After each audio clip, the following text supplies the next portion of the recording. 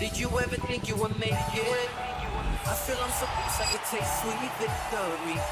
I know this life meant for me. Adam, what's your point? The future looks bright. My handshake is better than anything I ever saw. It's right here. You are a one-of-one? My son's right about I it. don't think I've ever said this before.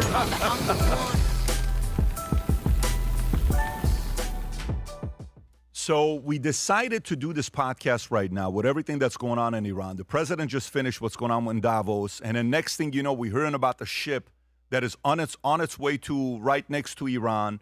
Concerns have it that he may attack today, tomorrow, the next day. Nobody knows. You're hearing reports from what Amir just told me this morning, the fact that the internet may be back up yesterday in Iran. A lot of videos are being released. People are seeing them. The numbers we're seeing is at a low 5,100. A human rights organization yesterday reported 43,000 people dead, and people in the streets are saying it's closer to 70,000. I decided to bring two different topics here, two different people with different ideologies when it comes down to the resolution, the solution on what could happen here. Because right now the debate is, okay, so let's just say the president does what he does. Who should replace?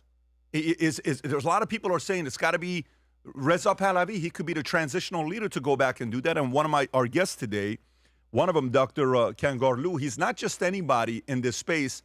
He's a nuclear physicist. He's a professor. He's at Columbia University. His background is very, very extensive when he'll break it down, and he believes that's the right move. On the other side, Amir Fakhravar, which him and I have spoken many, many times over the years, his background, he used to be part of the team working closely with Reza Pahlavi. He'll tell the stories. Here's, as we're going through it, he was a guy in 1999 protesting in Iran as a student. So imagine everything that's going on. 1999, 27 years ago, he was a young man himself trying to protest to make sure Iran becomes free, goes to jail, is in prison, is tortured, eventually finds a way to escape, comes to America, and has played a role in educating a lot of people on what's going on in Iran as well. They're going to disagree on the solution, but they're going to agree on who Islamic Revolutionary Guard is. With that being said, it's great to have the both of you guys on the podcast today. Thank you for having us, and it's an honor. Yes, it's great to have you as well. Thank you very much for your invitation. So if you don't mind, for the audience, we have a lot of things to go through, okay? What should happen? What is the solution? What could happen? What is really going on in Iran that the rest of the people don't know about? If you don't mind just starting off by sharing your background. I gave a brief synopsis of your background. If you don't mind doing it yourself, it'd be great. Let's start off with you. Yeah, it's to make a long story short, I since I was 16, 17, senior high school. In Iran? In Iran, yeah. That was the first time I was arrested. I was the speaker of my my school, and then the first speech I had, I was elected by the students to be their speaker. The first conference, first speech, they arrested me because I said, why the government is not using the new talented minds to fix the problems. And because of that, they accused me of being against the regime. And at that time, I didn't know what they are talking about. Then, yeah, I had my first experience of solitary confinement at that age. And it just lasted hours. At the midnight, they released me. But then I went to medical school. I was arrested inside the medical school in Urumia, and I experienced months of torture. I couldn't believe that. Maybe I was 19, 20 at that time. And then by the MOS, Ministry of Intelligence. It was Haftad-o-Panj, it's 1996, I guess, the Clinton. Haftad-o-Panj? Yeah, the Persian. Haftad-o-Panj? 2 years before the revolution. Right, Yeah. 2 years before revolution. Not the which revolution? But Haftad-o-Panj, you're saying Iranian Haftad-o-Panj? Okay, yeah. so yeah, Bill And, Clinton. yeah, I said 1996. And yeah, after that, a lot happened. And the Islamic Revolutionary Court in Urumia gave me 3 years prison. And then they sent me in exile to Bushehr University from the north of Iran to south of Iran. And then totally 19 times I was arrested for 14 years when I was in Iran, since 16 to 30, when my fight was happening against this regime, I wrote several books. And When did you leave Iran? No, when I was still, I wrote a couple of my books when I was in prison. In Iran? Yes, in Okay. Iran. And then for the book called Inja Chahnis, This Place is Not a Ditch. For that book, I was nominated to get the Paulo Coelho Prize. And immediately when it was published to the newspapers, that the morning after, the MOIS again, they came to my house, they arrested me. And under torture, at least 50 bones in my body have been broken. And then 2004, Amnesty International released a statement and called me the first witness of white torture in prison. I was under that type of torture, psychological torture, by IRGC in their branch at Eshratabad prison, the center of IRGC in Tehran. And it was a lot. A lot happened to me. And finally, after 5 years and 3 months of prison, I had 8 years prison, and I had 2 open cases. I had death penalty on the top of my head because of being infidel and the enemy of God and these type of things. Then At that time, what is your faith? What do you believe in at that time? I was Muslim. You were Muslim. Back then I was Muslim, and I was secular, but I was Muslim. And then in 2006, I escaped prison, Evin prison, with the help of, believe it or not, Defense Department, Mr. Richard Pearl, who became kind of my godfather in Washington, D.C. He helped me to escape from prison with the help of some of our friends. I want to name Manda Shahbazi and say hi to her wherever she is right now. And during the Bush administration in 2006, I came to Washington, D.C. I started my journey here. Then I started the campaign for oil sanction. It was not popular when I was talking about it back then in 2006. Oil sanction and clean up the voice of America. These were the 2 big campaign I started. And then, I met President Bush. I met then later President Trump. I was invited to speak at President Trump's house. And I gave him a signed copy of proposed draft constitution for future Iran, which me and my team in National Iranian Congress, we drafted. I created the National Iranian, I founded the National Iranian Congress, and a lot other things I have done. And the last 2 things, which I'm very proud of those 2, it's the book Comrade Ayatollah. In 2016, I published that book. It became bestseller inside Iran. It was sold 3 million copies in underground market in Iran.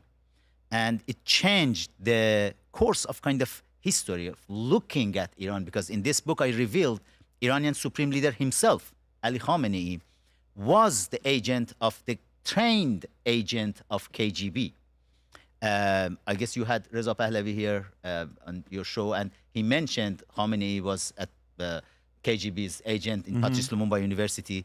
He have seen it in my book, the Comrade Ayatollah. And then my last book came last year.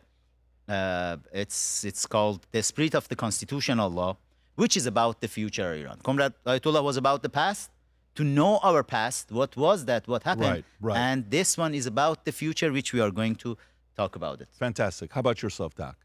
I had a much less glamorous life than Amir did. I grew up in Iran and did my undergraduate in physics in Armada University of Technology, which today is called Sharif University. It's a premier university in Iran of science and engineering.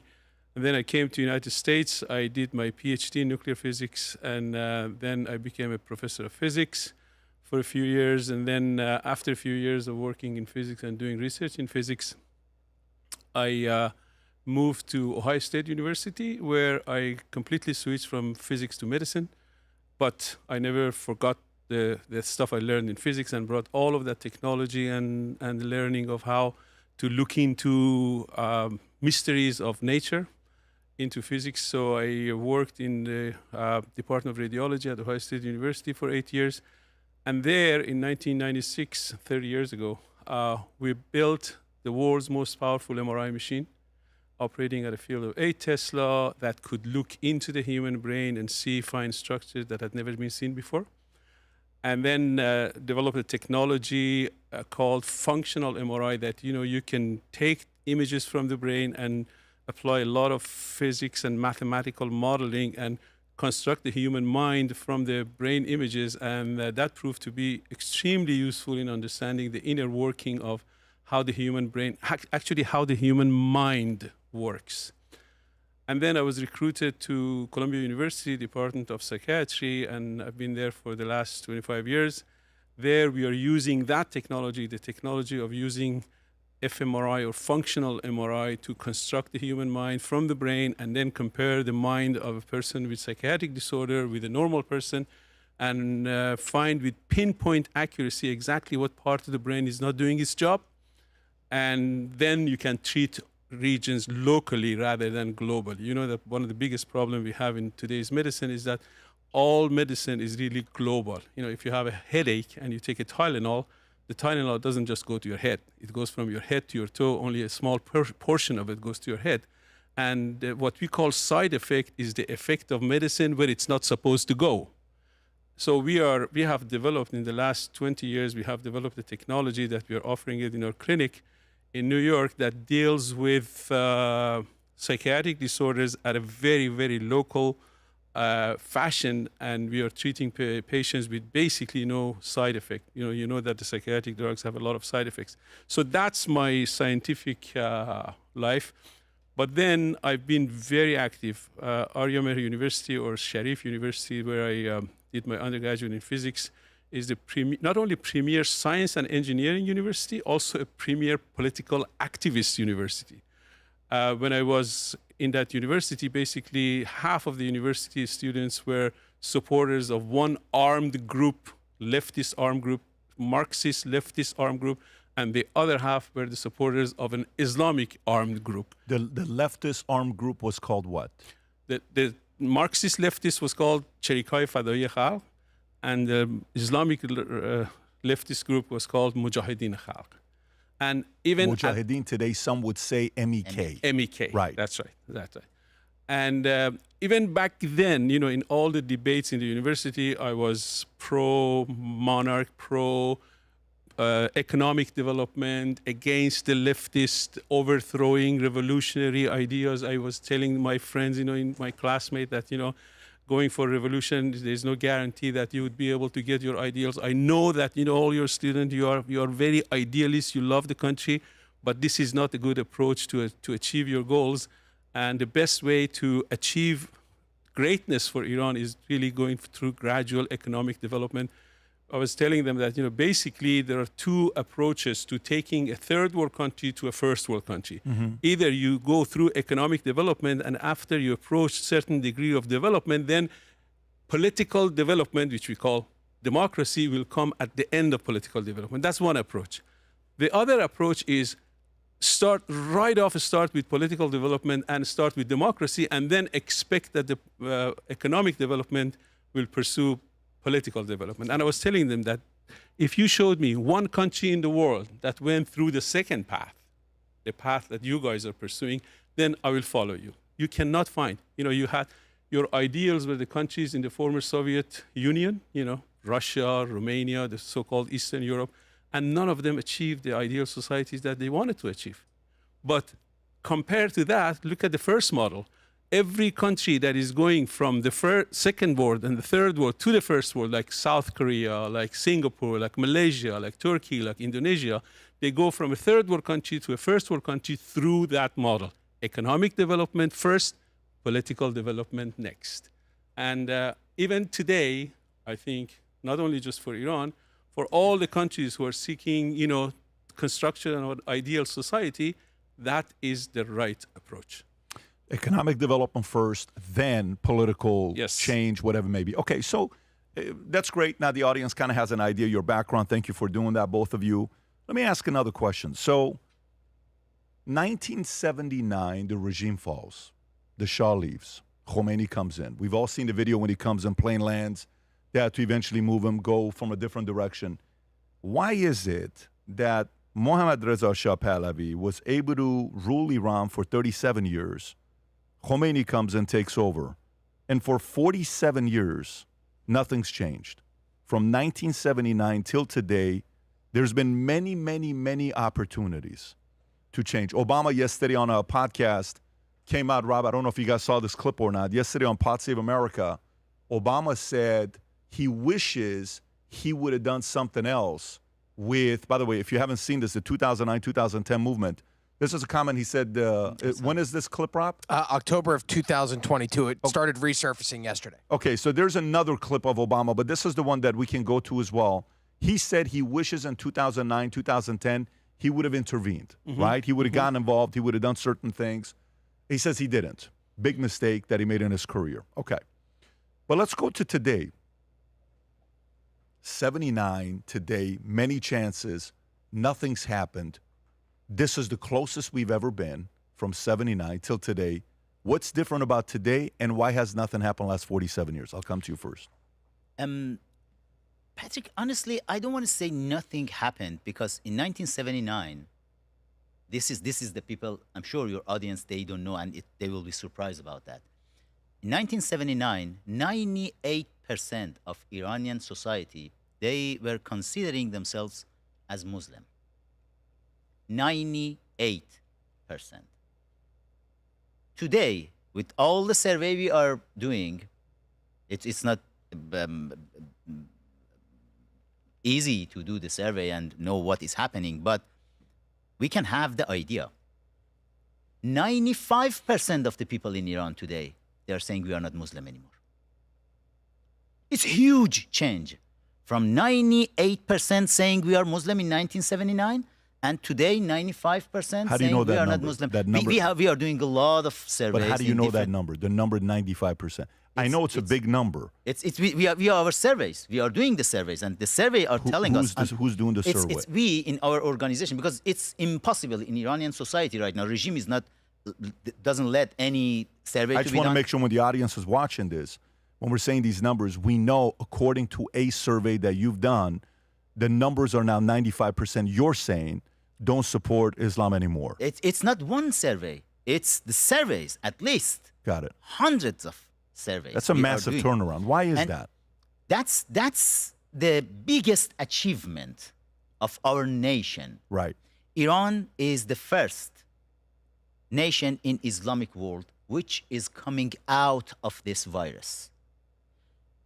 Up to now, maybe our activists, political activists, either they didn't know what is exactly the problem. They thought the problem are some politicians, the problems are the hardliners or reformists or this or that. No, the problem is Islam in Iran. I'm not saying that. Montesquieu said that in his book, The Spirit of the Laws. That's the part, even at law school, they are missing that part of Montesquieu's statement. Montesquieu says, Iran was shining in the world as Persian Empire until Islam came to Iran. When Islam attacked Iran, Iran went down and never could come up.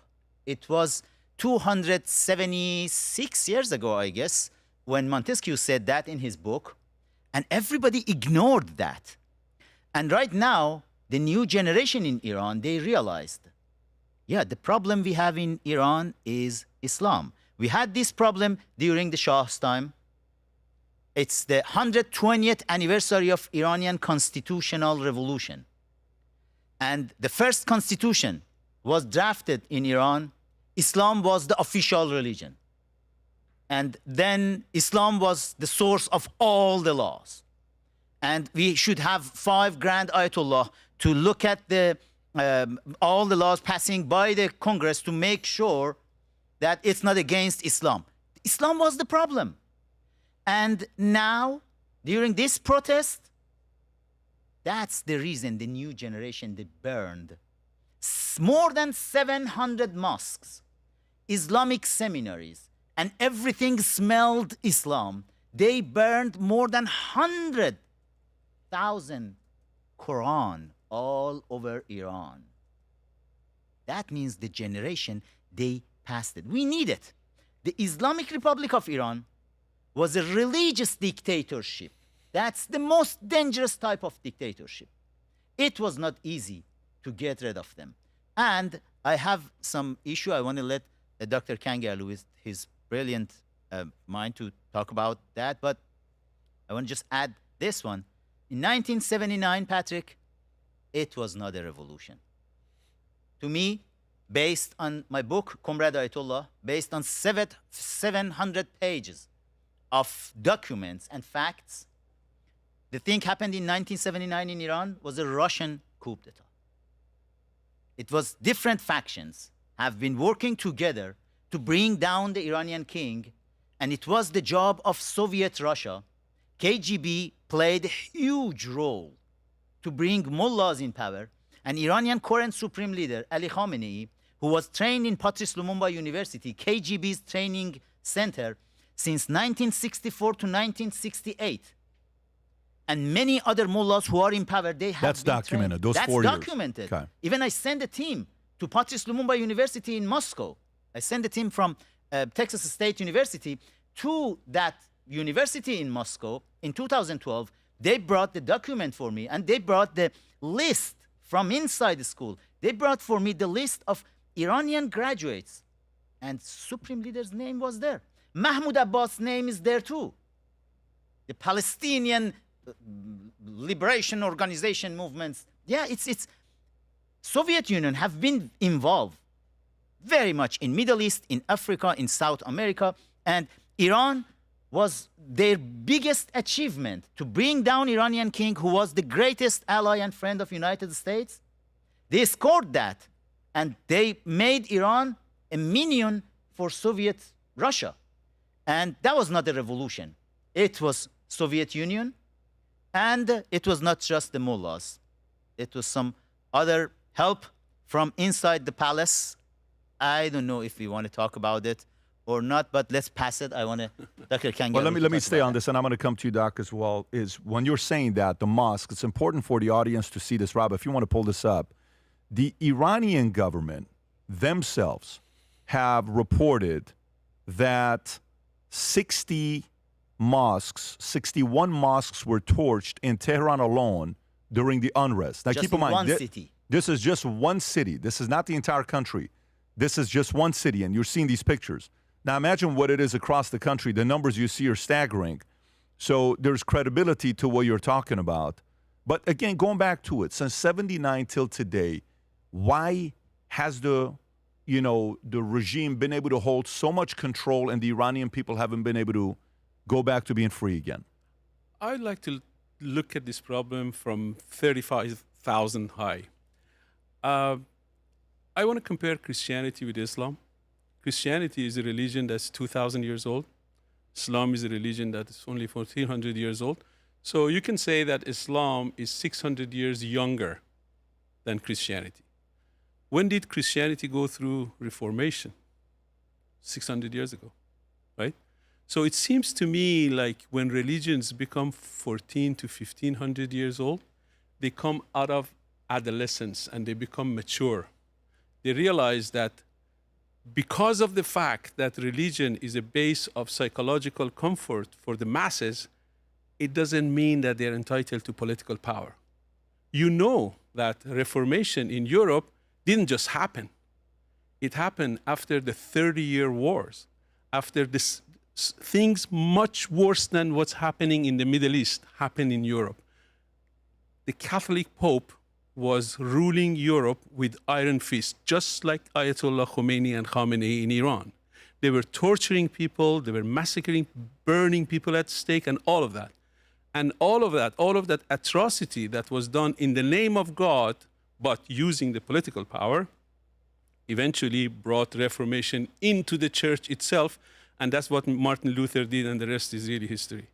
So I think that Islam also has arrived at a point that it became a good candidate for political power. Iranian Revolution was the birth prank of Reformation in Islam. In my opinion, Iranian Revolution was inevitable. regardless of who did it, regardless of the participation of, regardless of Guadeloupe, regardless of the American position on it. All of that had a little part in it, but the story is much bigger than 1979 and 1357, bigger than Ayatollah Khomeini, bigger than Khamenei, bigger than all of those people. There is a force that in an evolutionary manner for 1400 years have been brewing, just like Christianity in Europe, and eventually arrives at a maturation that has to basically disqualify itself from political power. That's what happened in Europe. Eventually, Christianity became a matter of personal belief, and political power became decoupled from religion, right? What we call separation of church and state. Where do you think these people came up with this idea of separation of church and state?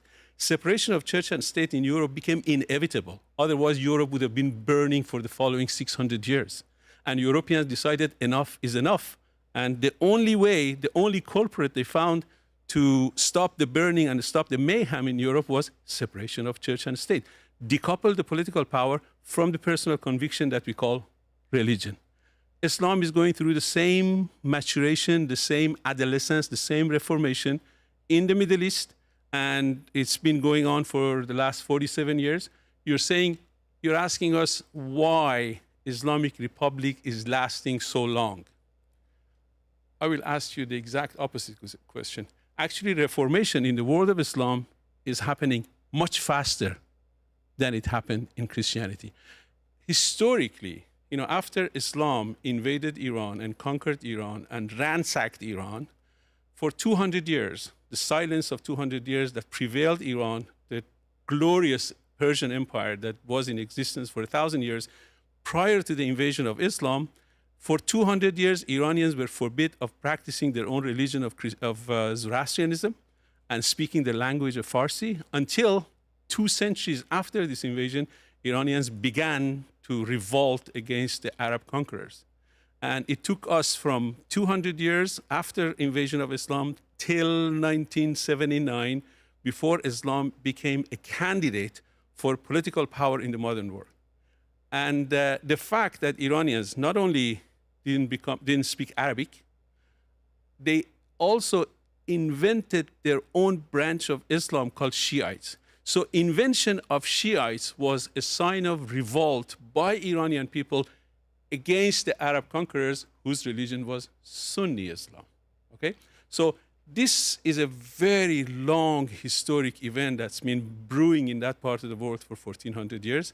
And it manifested itself in the 1979 revolution. But prior to that, something that we refer to as the golden age of Islam between 9th century to 12th century, where all the glorious things happened in Islam, where Baghdad was the center of scientific.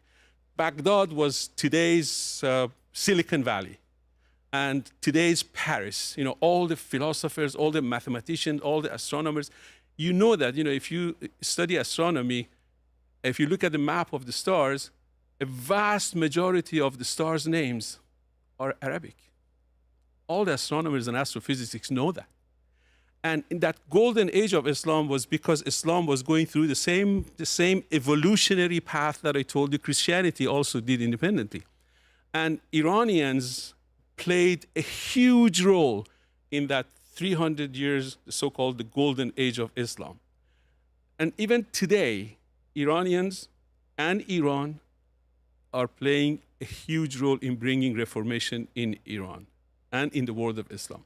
Iranian revolution was an outcry for reformation that needed to happen in the world of Islam. Unfortunately, we had to pay the price for it. Iran is the only country in the history of mankind which is going through 2 revolutions at the same time.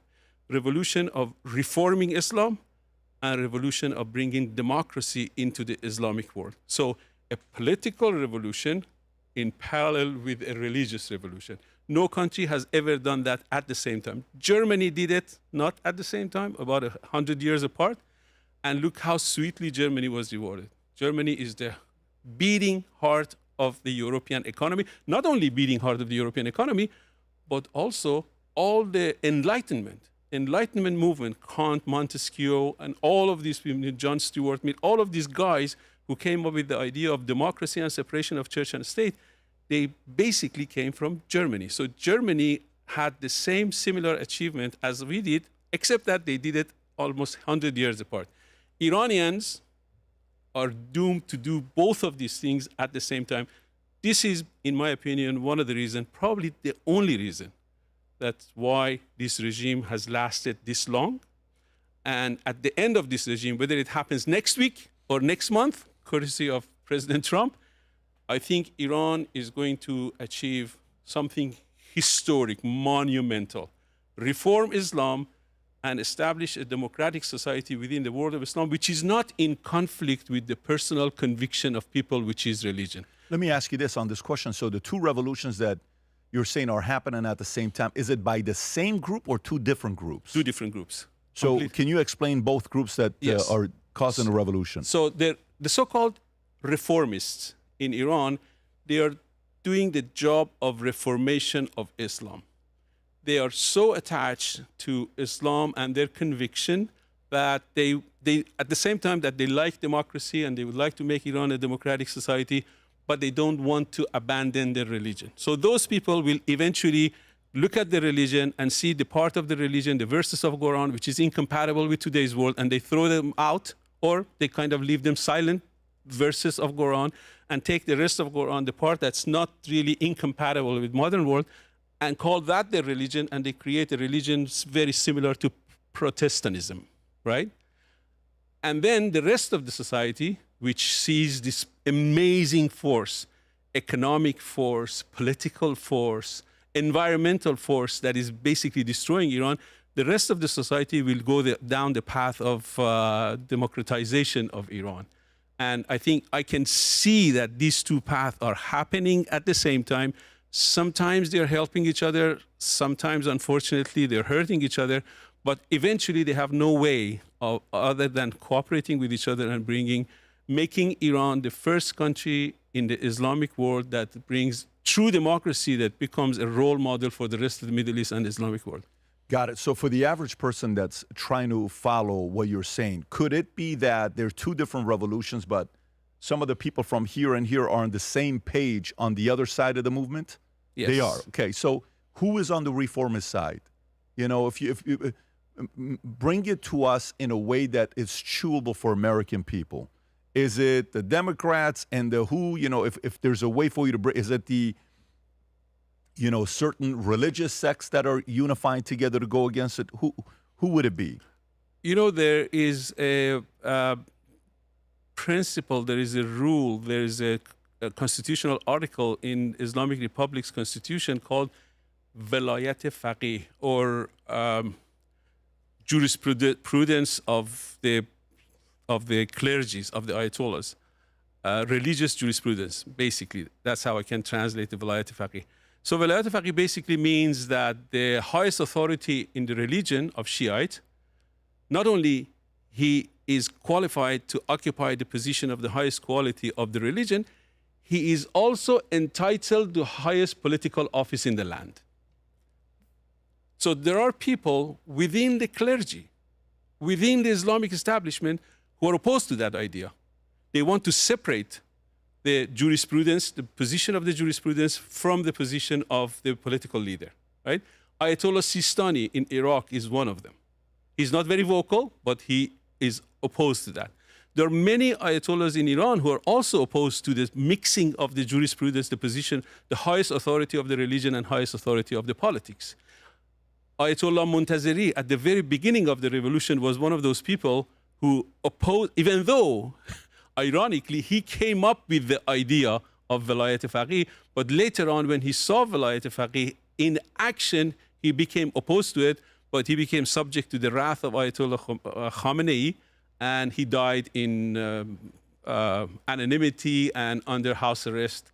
Basically, he spent his last 10 years of his life under house arrest. Even today, there are clergies or civilians, very strong, Iranians with very strong conviction on Islam, that they are convinced that there should be a separation of church and state. Political power should be completely decoupled from religion, because if they insist on keeping them together, they won't be able to establish the caliphate in the Middle East. They would achieve exactly the opposite. They will destroy Islam in Iran if they insist on the unification of the jurisprudence and the political leadership of running society. So this is not something that Iranians invented. I told you that 500-600 years ago it happened in Europe.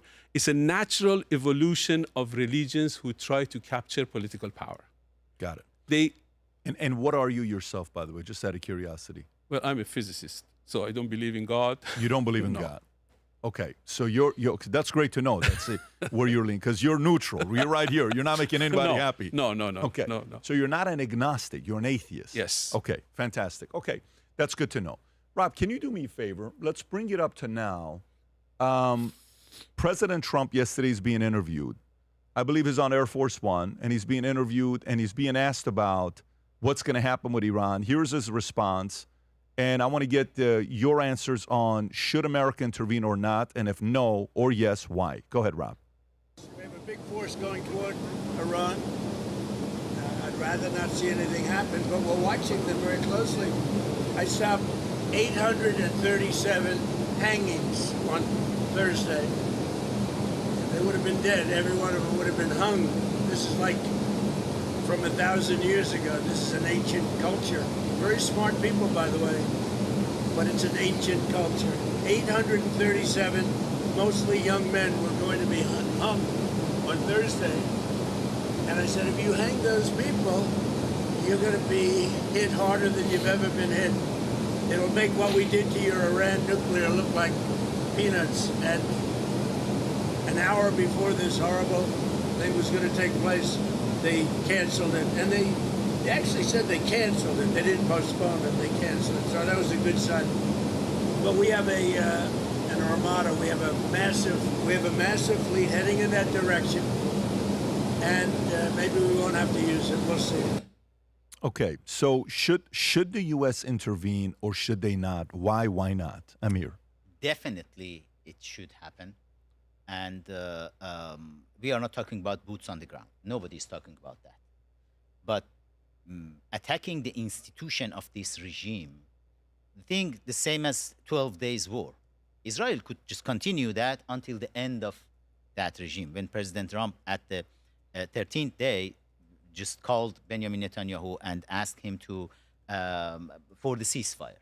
For the ceasefire decision, it was just President Trump and Prime Minister Benjamin Netanyahu. The Iranian regime was not involved at all. And President Trump decided to do that, and he mentioned that it's because they didn't want to see chaos. Our opposition should be ready to introduce the alternative. And we were not, I guess, ready to just give President Trump a good option. And the options have been out. President Trump didn't like those options as alternatives. And that was the problem. And it's definitely U.S. should go and hit. President Trump, when he was mentioning about 870 some people supposed to be hanged and they didn't, the case is, I'm sure President Trump will get more information about that. We got it sooner because we are directly in touch with the people inside Iran. Our family is there, our friends are there, and we can get the information a lot faster than CIA even. And we know that all those people, most of them, they are already dead. They are dead under torture. They are not hanged. Regime said, okay, we are not hanging them, but we are killing them under torture. And they did it. And the number, 870 some people, we are talking about, confirmed up to now, at least 70,000 people, protesters, have been killed in the street brutally. They were beheaded. They were shot in certain area, which those animals inside the IRGC and Basij, they wanted to torture people to death to make sure they will suffer and die in the street. And we have seen a lot of these videos. The videos are coming right now, and I'm sure President Trump will get all the reports about that after he arrived from Switzerland. And his position will be a lot more stronger against that regime. All the equipments are there right now. And I'm pretty sure President Trump is going to hunt the supreme leader and to destroy everybody who have been involved in that bloodbath, which is unheard of in human history. That level of brutality happened in just 48 hours, 2 weeks ago. And yes, definitely US should hit them. During the Midnight Hammer, it was an amazing job of President Trump and US Army, US Air Force, the B-2 bombers, which President Trump loves those and have the model of it on his desk. And yeah, we need something like that on Supreme Leader's bunker. And definitely it should happen. And I'm sure Israelis, they are helping to locate Supreme Leader right now to make American job a lot easier. And all the IRGC and Basij stations should be hit.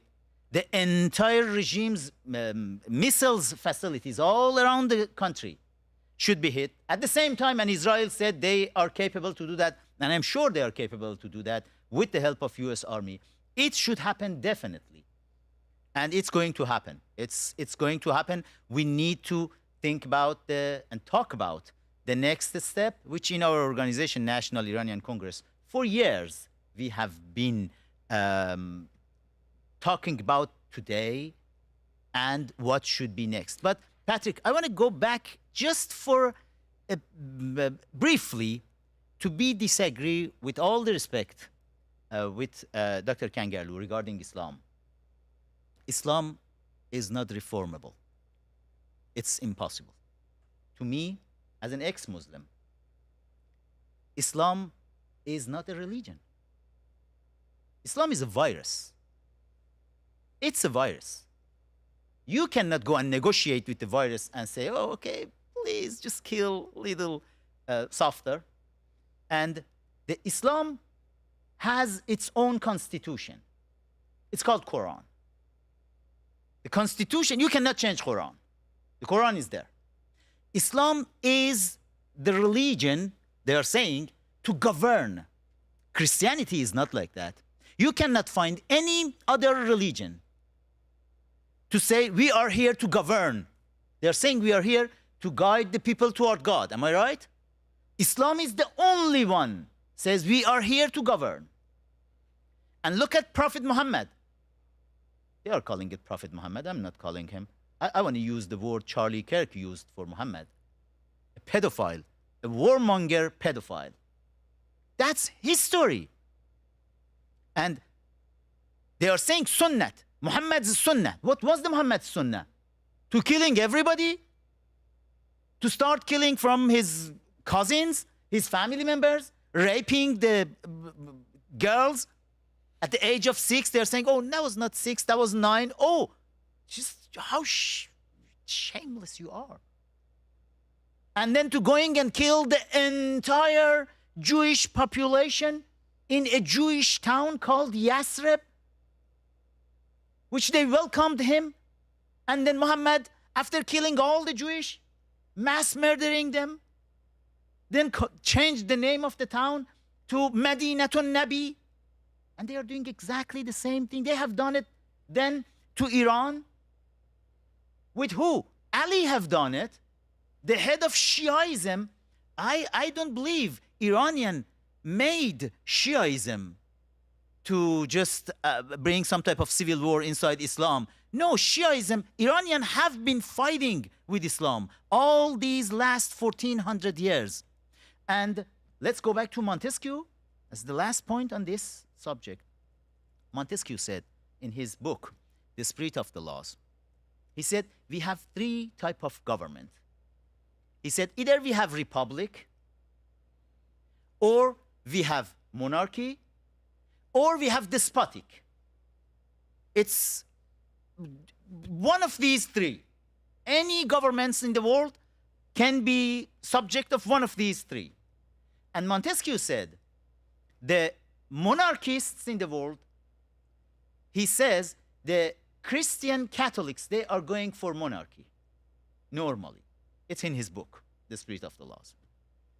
And he said, Christian Protestants, they are going for republic. And you know, when he was saying that in his book, we didn't have republic in the world.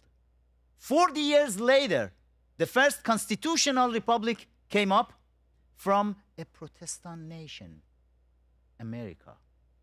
And Montesquieu was right. And the third one, Montesquieu said, Islam just brings despotic dictatorship. And he said, you cannot fix it. Because Islam, in its own nature, is about dictatorship. And Montesquieu is talking a lot about Quran, about the way Islam teaches, and says, it's impossible with Islam, you can get anything but dictatorship. These are part of the spirit of the laws that it's missing in all of our law schools. We should find out why, but that's true. Where do you stand with this? I think the story of human beings is the story of life in nature. Nature is not hospitable to life. In this vast universe of ours, we still, and we've looked a lot, we still haven't found another form of life. So for all practical purposes, as far as we can see, we are the only form of life, at least in the Milky Way galaxy. And the reason for that, the reason why life is such an unlikely thing is because nature is not favored for the formation of life. Nature is very inhospitable to life. So we have to work against these laws of nature, which all are stacked against us from the environment. You know that, let me give you a simple example. The Earth, the third rock from the sun, right? The sun is a furnace that's creating nuclear particles, right? The sun, what we call the sun, is made of hydrogens that is constantly converting to helium. Very simple. Two hydrogens combined make helium. In the process, they create light, which we get from the sun, but a lot of very harmful nuclear particles, the so-called solar winds, and they're all flowing towards the Earth. There is this little weak magnetic field that surrounds the Earth, right? These secret and hidden and invisible magnetic field lines around the Earth, they capture all these harmful particles that come from the sun, and they start circling around these magnetic field lines, and they're pushed towards the North Pole. And at the North Pole, they collide, and they create what we call aurora. Aurora australis in the south, in the Antarctica, and aurora borealis in the north. If it wasn't for the magnetic field lines, life would have never formed on this planet. So life is a very unlikely, low probability thing to happen. And humans, as they evolved on this planet, they had to put up with this unfavorable and inhospitable environment. One of the things that we had to put up with is, you know, in every human being, from the moment you wake up to the moment you go to bed, there are these three questions that are circling in our head. The three questions, they're fundamental existential questions. When I tell you those questions, you might say, it has never occurred to me, but it's happening in the back of your head, and it guides everything in your life. Those three questions are, where we came from, what is the purpose to life, and how is it all going to end? Different people come up with different solutions and different answers to this question, right? And these questions, we can go back 10,000 years, 100,000 years, and we can look into different answers that human beings have come up with, and they're wondering, what are we doing on this planet? We are constantly dealing with existential crisis. And religion is the best answer that human beings came up to give an answer to those three existential questions. Where did we come from 2,000, 10,000 years ago? The best question, the best answer they could come up with was, There must be a creator because everything else that we see around us has a creator. This table was built by someone, TV was built by someone else. So based on a very primitive experience that we have in our life, we came up with the idea of the creator. So that's exactly where we were looking for a solution is where the problem starts. The problem, we basically switch, we trade one problem with another problem.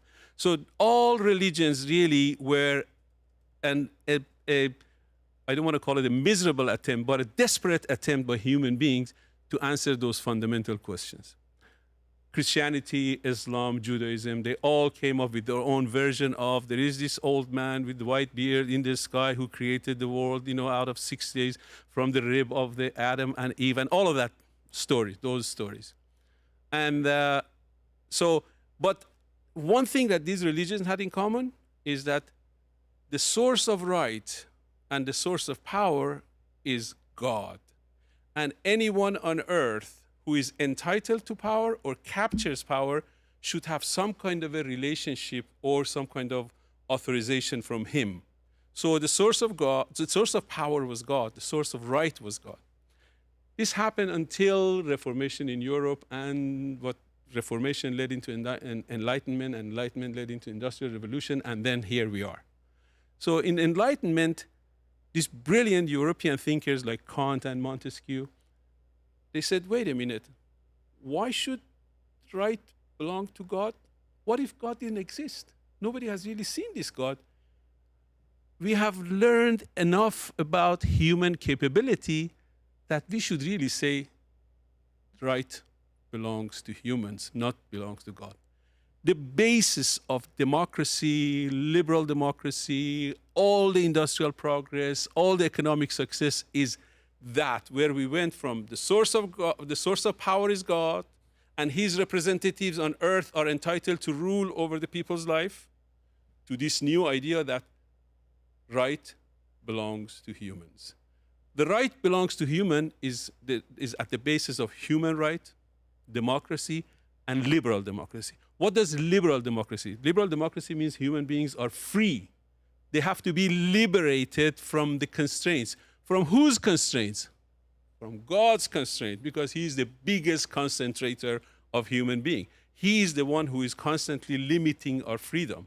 He is the one who says, the people who are serving me, the ayatollahs and the clergy and the pope and all of those, and the priests, they have certain right and they should have a certain position in society that entitles them to all the atrocities that they did during the Reformation and during the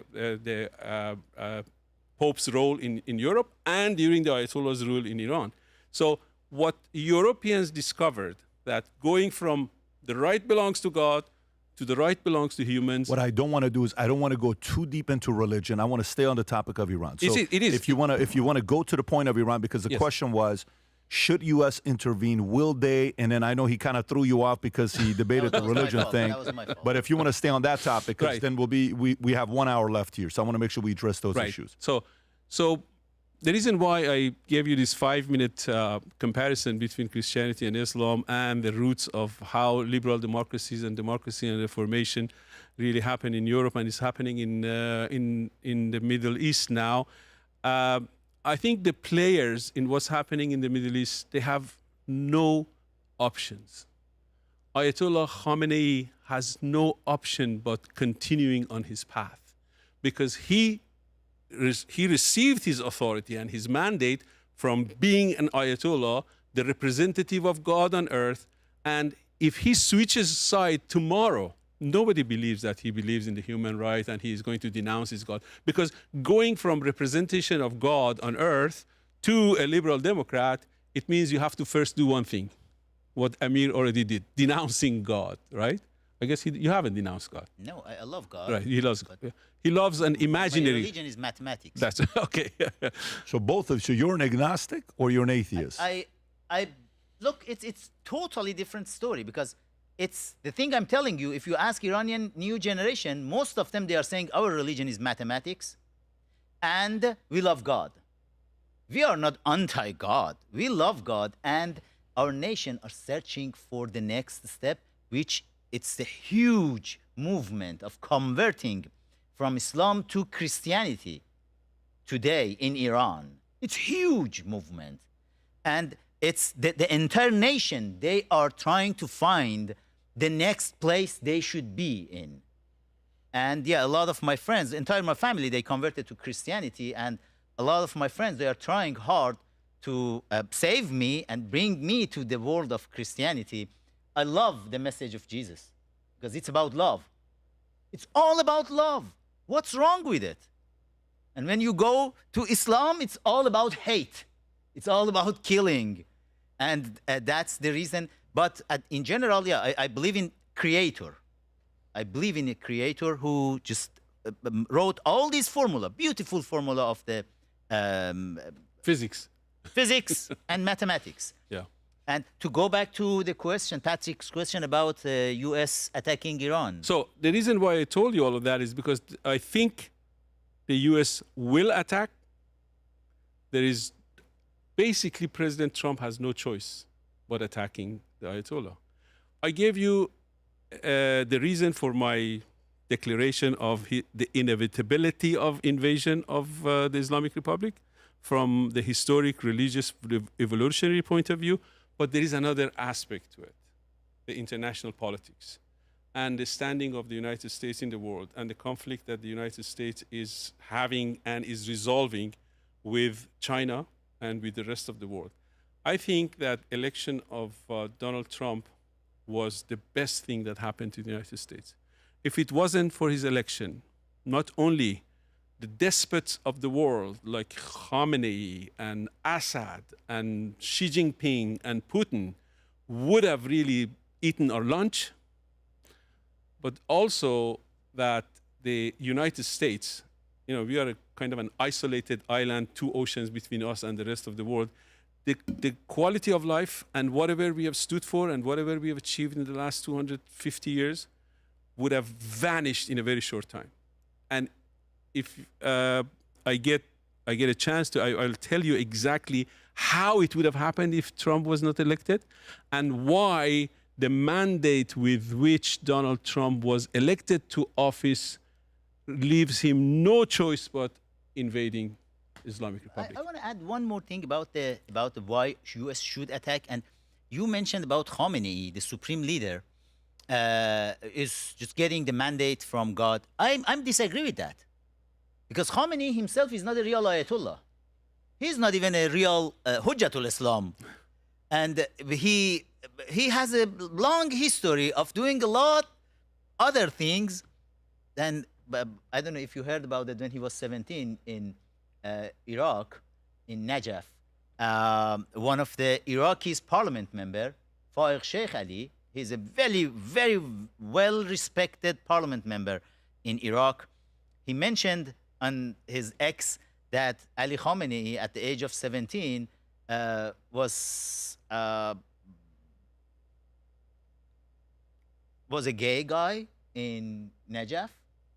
And then he said, yeah, the reputation of Islam is online. And they called the Fakhravar Sheikh Ali's grandfather, called the Grand Ayatollah in Qom seminary and asked him to tell Ali Khamenei's father, please come and just grab your son because it's the reputation of Islam is gone right now over here, the thing he's doing everywhere with all the Arab guys.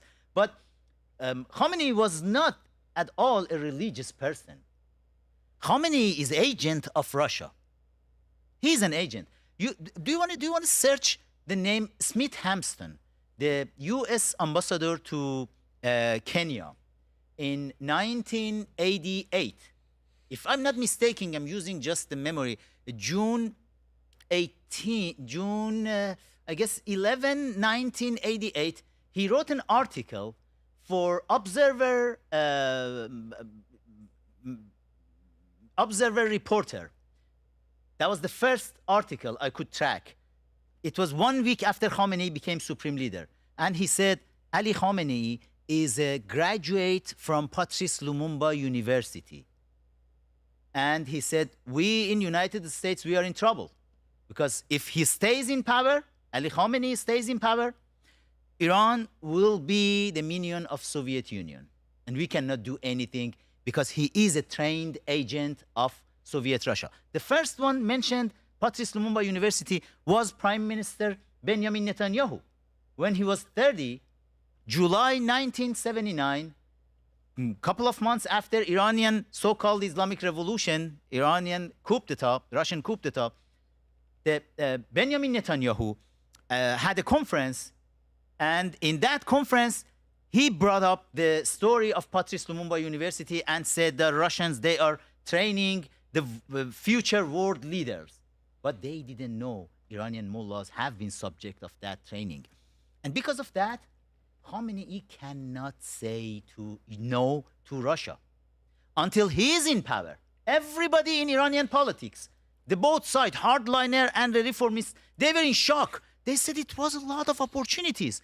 Obama wrote many love letters to Supreme Leader Ali Khamenei and asked him, oh, please, I want to be nice to you. Just come to the table. Let's do this. And Khamenei just said no to all of it. President Trump, before the 12 Days War, wrote a letter to Khamenei with some respect to him and said, you are a religious leader. Let's sit and talk. And Khamenei said no. And everybody was surprised. Said, why he's doing that? It's a suicide. Because US and Israel, they are going to destroy him. He cannot say no to Russia. Khamenei is the agent of Russia. And for sure, he should be taken out. If we want to see any change happening in Iran, the first step is to killing Ali Khamenei, which is going to happen, I'm guessing, pretty soon. We are at the 47th anniversary of this regime. It's February 11th. It's the 47th anniversary. How old are you? You are 47? 48, 47. 47, yeah. You were born 3 months, October 4 months 1878. before, Yes, yeah, revolution. before the infamous coup d'etat. But yeah, the 47th president of the United States, you mentioned that in one of your shows too, should put end to the 47 years of chaos in Middle East and in the world created by the agent of KGB, Ali Khamenei. And it should happen. You know, the thing nobody knows, Khomeini was the first supreme leader, but the one who pushed to attack American embassy, there were two mullahs. It's in my book, Comrade Ayatollah. It was Ali Khamenei and it was Mousavi Khomeini. Both of them trained at KGB's Patrice Lumumba University. You know who wanted to know what is inside American embassy in Tehran? It was KGB. KGB wanted to see all those documents there, wanted to know from the newly created Islamic Republic who are in touch with the United States because they wanted to destroy those network of Americans inside Iran. And that was KGB's job. Supreme leader should be killed as soon as possible. Now, killed, if somebody looks at patterns, you know, Trump killed Qasem Soleimani. Trump didn't kill Maduro. They just took him hostage. But you're saying Khamenei's preference is for him to get killed instead of, you know, done what they did to Maduro? He should be killed. The same as, you know, I heard, I don't want to reveal What would it. happen if they kill Khamenei? Oh, it will be the biggest celebration in Iran, in Middle East, and in Iran, yeah, all over the country. The people will go out, dance in the street, and he killed millions of people in Iran. The people, the world, they don't know. When they are saying Iran, they think all 100 million Iranians, 90 million living inside Iran, 10 million in exile. Right. They think we are part of this regime. No. 99% of, even more than 99% of the society, we hate this regime. We have been fighting with this regime all these years. The world didn't know. And right now, because of these protests, these brutal killing, finally, a lot of people in the world, they realized that. But what was the that Pink Floyd? Is it Pink Floyd? The Roger Waters. Roger Waters. He's the last person on planet who, I don't know how come he became that dumb to be the fan of Iranian supreme leader nowadays. Yeah, you're talking about the clip, Rob. Roger Waters on Piers Morgan defending and saying a lot of my friends, want this thing to stay the way it is. Do you agree with him to killing Khamenei? Are you on the same page with Amir? I gave you a historic reason why the Iranian Revolution happened and how it will end. I will give you an economic and a geopolitical reason for that, too. Dr. Kangarlu, do you want to not go there? Because then I don't want to go there to that forbidden part that I'm talking about. It's up to you. Up to you. I think the story is much bigger than Ayatollah Khamenei or Khomeini or Carter or Guadeloupe. Story is far, far, far bigger. And the way it happened is because of the reasons beyond these people, and the way it will end is beyond these people, and it has some historic reasons and some reasons that I would like to kind of open in the next couple of minutes. So the United States and the free world, after we won the World War II, right? We won the World War II. And in the last 80 years after World War II, we've had a world order, the so-called international rule-based order. Basically, it's the international rule-based order that we, the United States of America, established that in Bretton Woods in 1947. After we won the World War II, we called all the allies in Bretton Woods, New Hampshire, and we told them, 55 countries, and we told them, look, guys, up until the beginning of this World War II, there was another big guy in the world, British Empire. From today on, we are the big guys.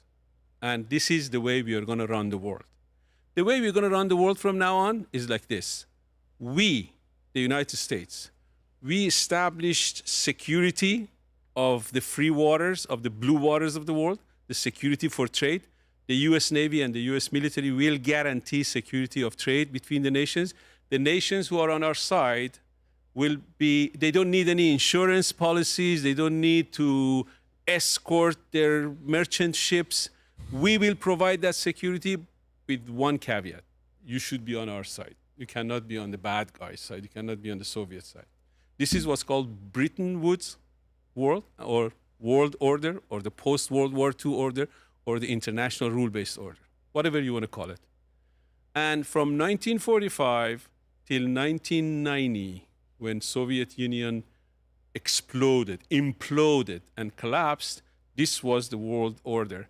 And in the background of the world order, we had some kind of an undeclared relationship between the United States and Russia, between the free world and the Soviet world and the socialist world, called the Cold War. The Cold War was something that actually we invented. We decided that we will never get engaged in a hot war with the Russians, with the communists. Instead, we are going to destroy them like this. We are going to impose a very expensive arms race that is so expensive that the economy, the socialist economy, cannot handle it. This was a brilliant move. We did that. And by 1990, when Gorbachev was the Secretary General of the Communist Party in Russia, that's exactly what happened. In the last year of Gorbachev's rule in Russia, the last year of the rule of communism in Russia, the shelves in the grocery stores were empty. It was an empire. It was a military empire, but it was an economic basket case. We did that with resounding success.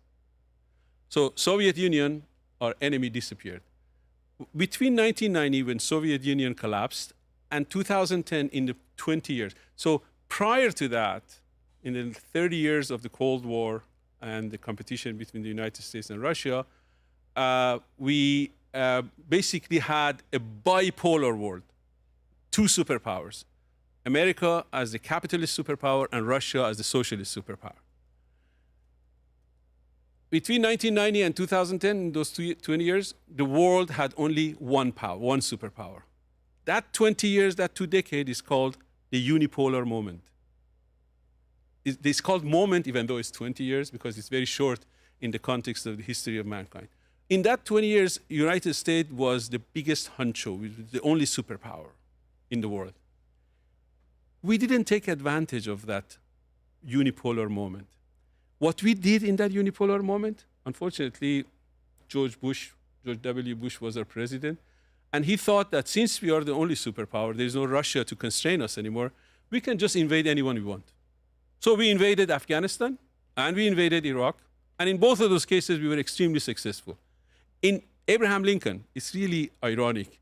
Abraham Lincoln, that's heading towards Persian Gulf today, was parked off the Gulfs of Bahrain 30 years ago when tomahawks were lobbed by Abraham Lincoln, and they destroyed the Iraqi machinery in 93 hours. That was a big show for the military-industrial complexes and a big success for America, but a big defeat for democracy because of the following reason. The Islamic Republic in Iran had two mortal enemies, Saddam Hussein on the west and Taliban in Afghanistan on the right. George Bush destroyed both of those enemies of the Islamic Republic and gave the Islamic Republic a mandate to rule unconstrained in the Middle East. In the following 20 years after the war in Iraq and Afghanistan ended, the stocks of the Islamic Republic went through the roof. They started really projecting power, building Hezbollah and Hamas and the Houthis in Yemen, and basically destabilizing Iraq, preventing Iraqis from establishing the kind of democracy that the United States wanted to establish it, and building this corridor between Iran and Iraq and Syria, and feeding the Hezbollah with all kinds of powers, 40,000 missiles, and basically threatening the existence of the Middle. All of that was the courtesy of the destruction of the Islamic Republic's both enemies on either side of the country.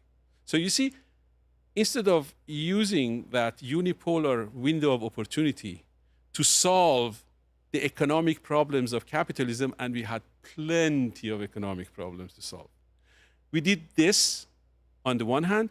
On the other hand, we decided to help China. This happened during Clinton. We decided to provide China with massive amount of capital and flow of technology to turn China, a third world country, into the economic superpower that it is now. Both of those mistakes have come back to haunt us now.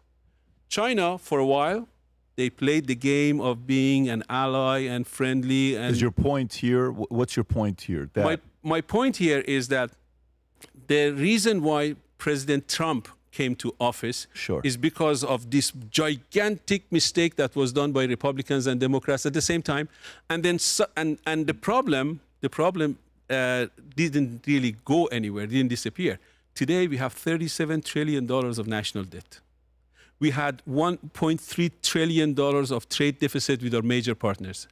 America was heading for a total collapse, for the edge of the cliff. And the American people realized that. They realized that they don't need Democrats or Republicans. They need a fresh blood, a fresh outlook in the White House. And that's why Trump was elected as president. So Trump is, while he's solving those problems, the national debt, the tariffs is a brilliant move to solve the trade deficit, the national debt, and all of that.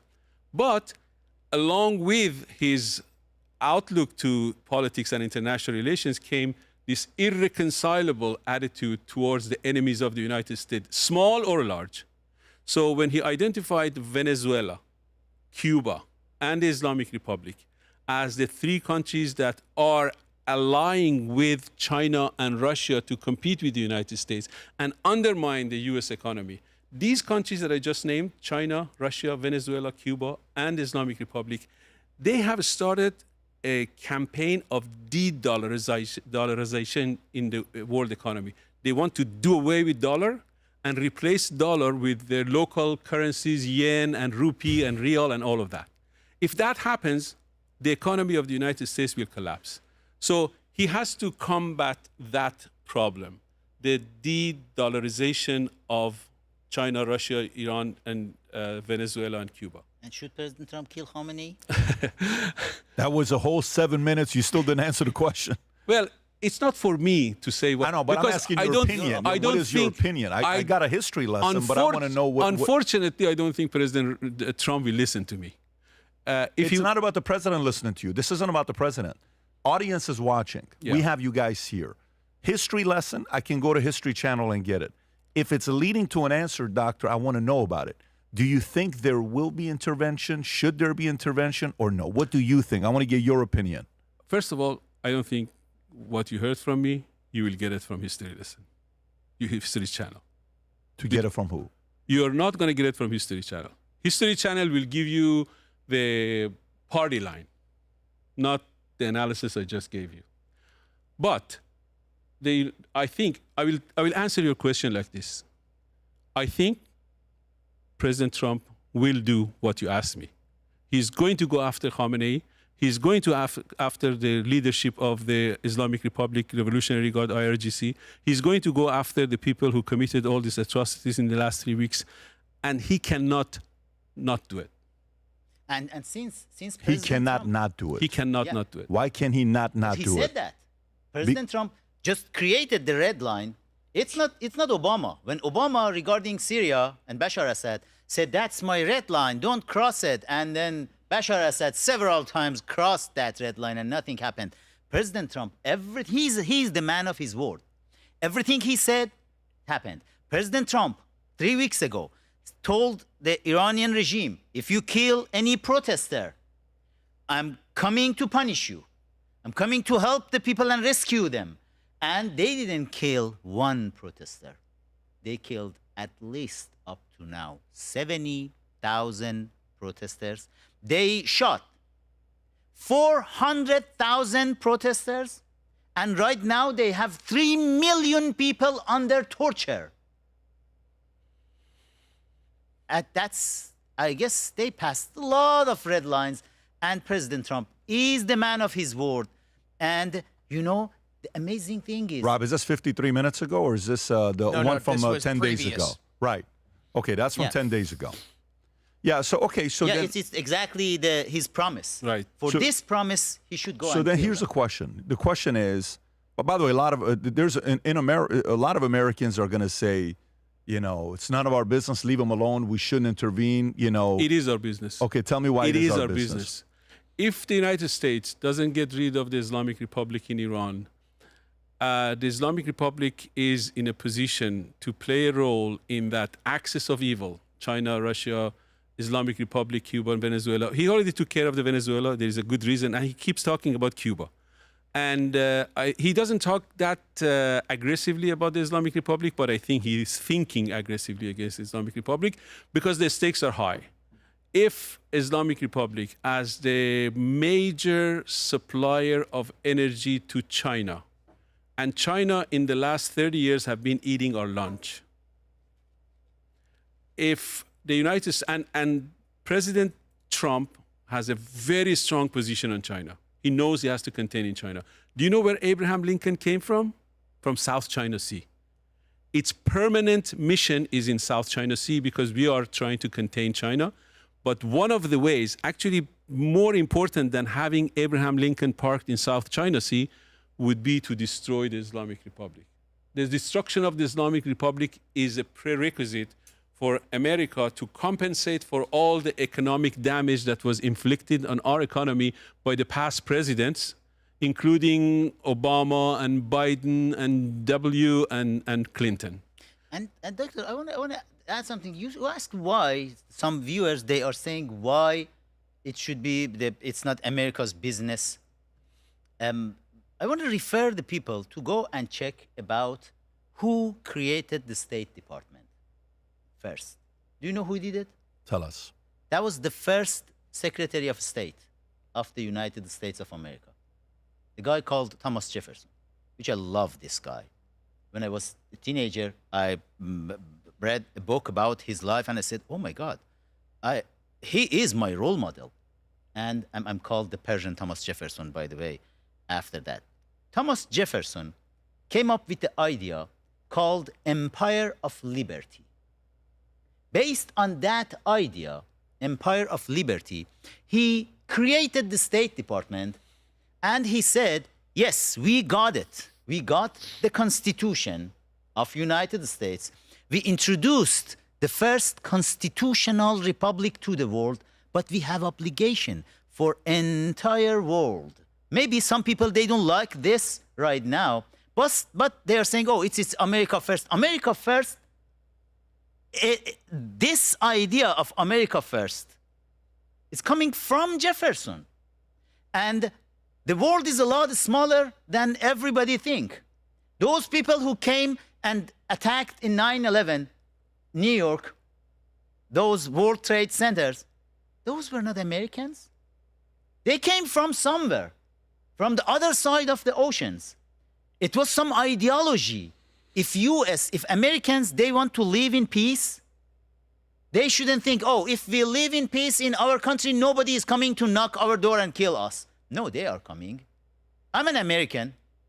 An Iranian regime at least tried 5 times to kill me in Texas. I filed a lawsuit against this regime. You can find it, Fakhravar versus Islamic Republic, in Washington, D.C. Federal Court. Regime is trying. And FBI is protecting me right now because of all those attacks by IRGC. And entire Americans, and even American president, just that was a couple of days ago, during the regime's protest on Iranian state TV, they said, next time we will not miss the bullet. دفعه دیگه خطا نمی‌کنیم. That means they put the President Trump's picture there from that assassination attempt and mentioned that. That means regime says, yes, we did it the first time and we are going to do it again. Empire of liberty means when American founding fathers, they found that it's about the natural rights of the people. It's life, liberty, equality, pursuit of happiness. When we found it, we should give this gift to the world too. The United Nations have been created based on that beautiful idea to help the world. Because if we don't help them, they are coming with their crazy ideologies to haunt us. And yes, definitely. Here's a question for you, Dr. Kangarlu, because from where you were going, I was going to ask you this next question. So Iran, who's protecting Iran right now against U.S.? Has the president set it up in such a way where right after Davos, he's talking about border of peace. He's been talking about this for a minute. And this is who joined us. And here's who joined us. And this is who is part of this. And then you see who's not and who's out of it, right? Is the president doing this in a way where he's having conversations with China to not intervene with Iran? He's suffocating Russia with all the sanctions. Is Iran almost left on an island by themselves, or will anybody support and defend them? Iran is greatly and aggressively supported by China and Russia. China is providing the software of suppression, and Russia is providing the hardware of suppression. And that's the reason why this government has been so successful in putting down the protests. They are using some of the most sophisticated techniques for population control and for control of protests.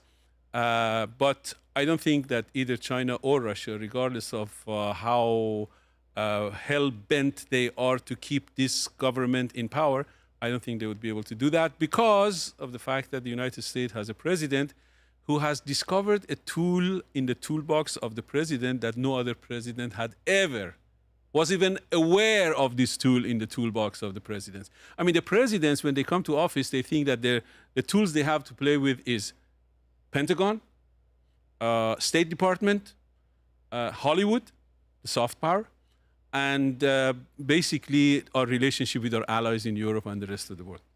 This president, brilliantly, he discovered a tool that is more powerful than all of those tools combined. And I'll tell you what that tool is. The United States has the world's largest consumer market. We buy things more than the rest of the world. We buy it more than the size of our population. The largest consumer market in the world. Everyone in the world wants to have access to our consumer market, right? They want to build things and send it to America because America can afford to buy expensive things, you know. Look at how many monitors are around you. You know, in a typical house, you know, husband and wife, you can find multiple monitors, multiple computers. You know, the luxury and the affluence and the economic success is the reason why the size of our consumer market is huge. And everybody wants to have access to it. And for the last 80 years, everybody had unhindered access to American products. They could send things here, they could build it, they could manufacture it cheaper than we can do it in this country. And this is how manufacturing in this country was hauled out completely. You know, during COVID, we didn't even have surgical gloves and masks. Very true. And we were relying on them. We're relying on them because they can make it That's cheaper. right. That's right. And in addition to the fact that they could make it cheaper, there was no barrier against sending these cheap products to the United States and basically putting out all the competition, all the local manufacturers of these consumer products. Who's more important to China and Russia? A better relationship with U.S. or protecting Iran? That's a billion-dollar question. It's a trillion-dollar question. It's a trillion-dollar question. And I will tell you what. I will tell you what's my take on the answer to your question. And I say trillion-dollar because Iran's economy right now is 400 billion. They should be at 2 trillion, 1.5 trillion with the 92 million people they got. Right. We're leaving so much economy that everybody could benefit from. So President Trump identified this problem, identified this dual access to American consumer market. And he came to as soon as he came to office, actually the first day he came to office, he started slashing tariff.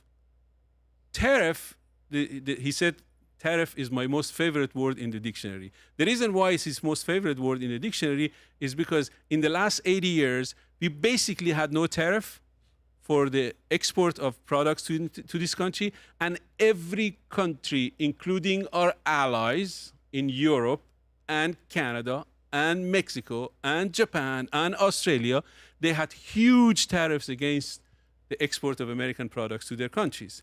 This is the reason why we have $1.3 trillion of trade deficit with the world.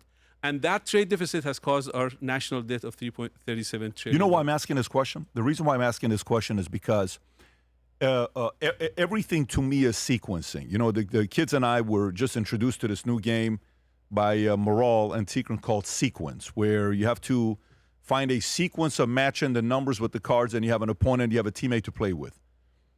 I'm thinking in the back of my mind, when he said we're going to attack, and then he didn't, Iranians were disappointed, saying, oh, my God, why didn't he attack? He said he was going to. And then reports came out, some stories were saying, well, because Netanyahu said we're not ready yet, so let's hold off before we attack. Okay, then you're sitting there thinking, he's now talking about this right after Davos. But was he on his back of his mind making 2 additional phone calls to get Putin and Netanyahu to sit this one out, to say, hey, let us go through this? I don't know. Because to me, it's an easier job if Iran knows they can't call daddy and mommy, Putin and Xi Jinping, and say, hey, you know, this crazy guy is coming over here. The last time he killed my number 2 guy, I think they want to kill me this time. And then this time around, Russia and China may have said, listen, you better figure this one out. This is how much we can help you. But we're not willing to go X, Y, Z to support you. I don't know. But let's go to the next question. Here's the next question for both of you guys with the last 30 minutes that we have together. Reza Pahlavi. So if you look at, you know, commentary on replacement, I've had him on multiple times. You know, both times I've had him on, he's expressed the interest that he has zero interest to go back. We've all seen the clips, whether it's on my show or somebody else's. Why would I go to another country that's not free?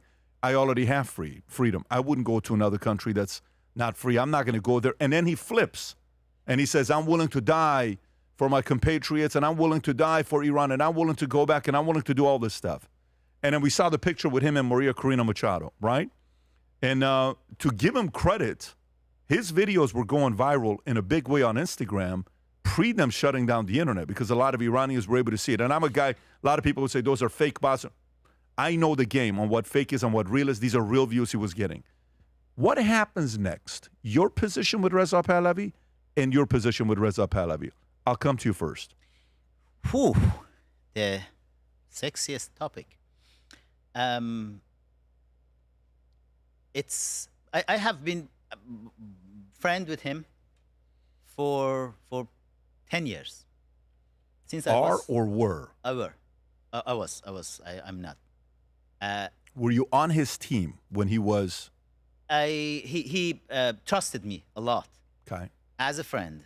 We worked together to create the new organization for the opposition called National Iranian Council, and supposed to be National Iranian Congress, but for some reason he had some secret discussion with the reformists inside the country and decided to change the Congress to Council, and that was a long story. But when I was still in Iran in prison, I could manage for the first time to talk to him, and then he was interested to talk to me because we were on the news about the July 9, 1999 student uprising, and it goes back to 20-some years ago. And then our friendship was started from the time I was in prison still.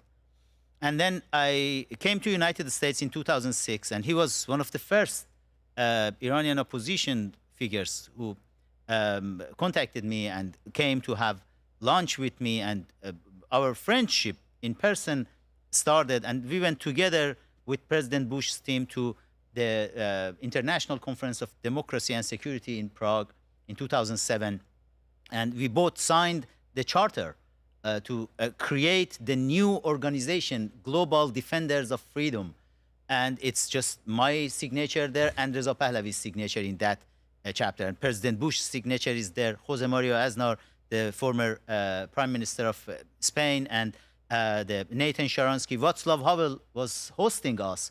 I was there for 10 days in his palace during that conference. And me and Reza Pahlavi, we worked a lot together. And at some point, I have seen it's not possible because he started sending letter to Iranian Supreme Leader with a nice word. And I said, no, Reza, I don't want to do that. And he started talking behind the scene with IRGC and even cooperating with them. What do you mean by that? It's if you look at the Mike Pompeo's speech about that, the former head of CIA, former Secretary of State, strongly said Reza Pahlavi and his team, they are heavily collaborating with IRGC behind the scene. And they said the American intelligence services, they know that. And Reza Pahlavi didn't deny that. Said, I'm talking to them to make sure they are coming to the side of the people. I'm 100% disagree with that. Because you cannot talk. You couldn't talk with SS and Gestapo during the Well, but Hitler's somebody time. just to be. By the way, you know I've been very critical of him myself, so it's not like I'm not making friends with the Reza Pahlavi community. Somebody may say Trump wrote him a letter. Trump is trying to talk to the IRGC. Is he trying to not negotiate with the Gestapo? You know, so it could be a way of trying to open the line of communication. Is that a bad thing? It's President Trump is the leader of world, not just the United States. The leader of world wanted to see if he can fix the problems without just bloodshed. He is trying to do that. But Reza Pahlavi, calling himself the leader of opposition, it's self-proclaimed because he has 20 to 30% of the support in Iranian community, but 70% of the Iranian community, they don't want him. They're saying we want. Why are they following his content so closely?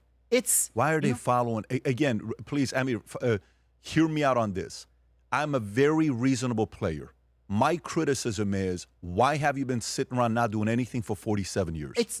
My criticism is that. But to say the Iranian people are not paying attention, you can literally, it's like let's just say we sell 10,000 policies a month in insurance, okay?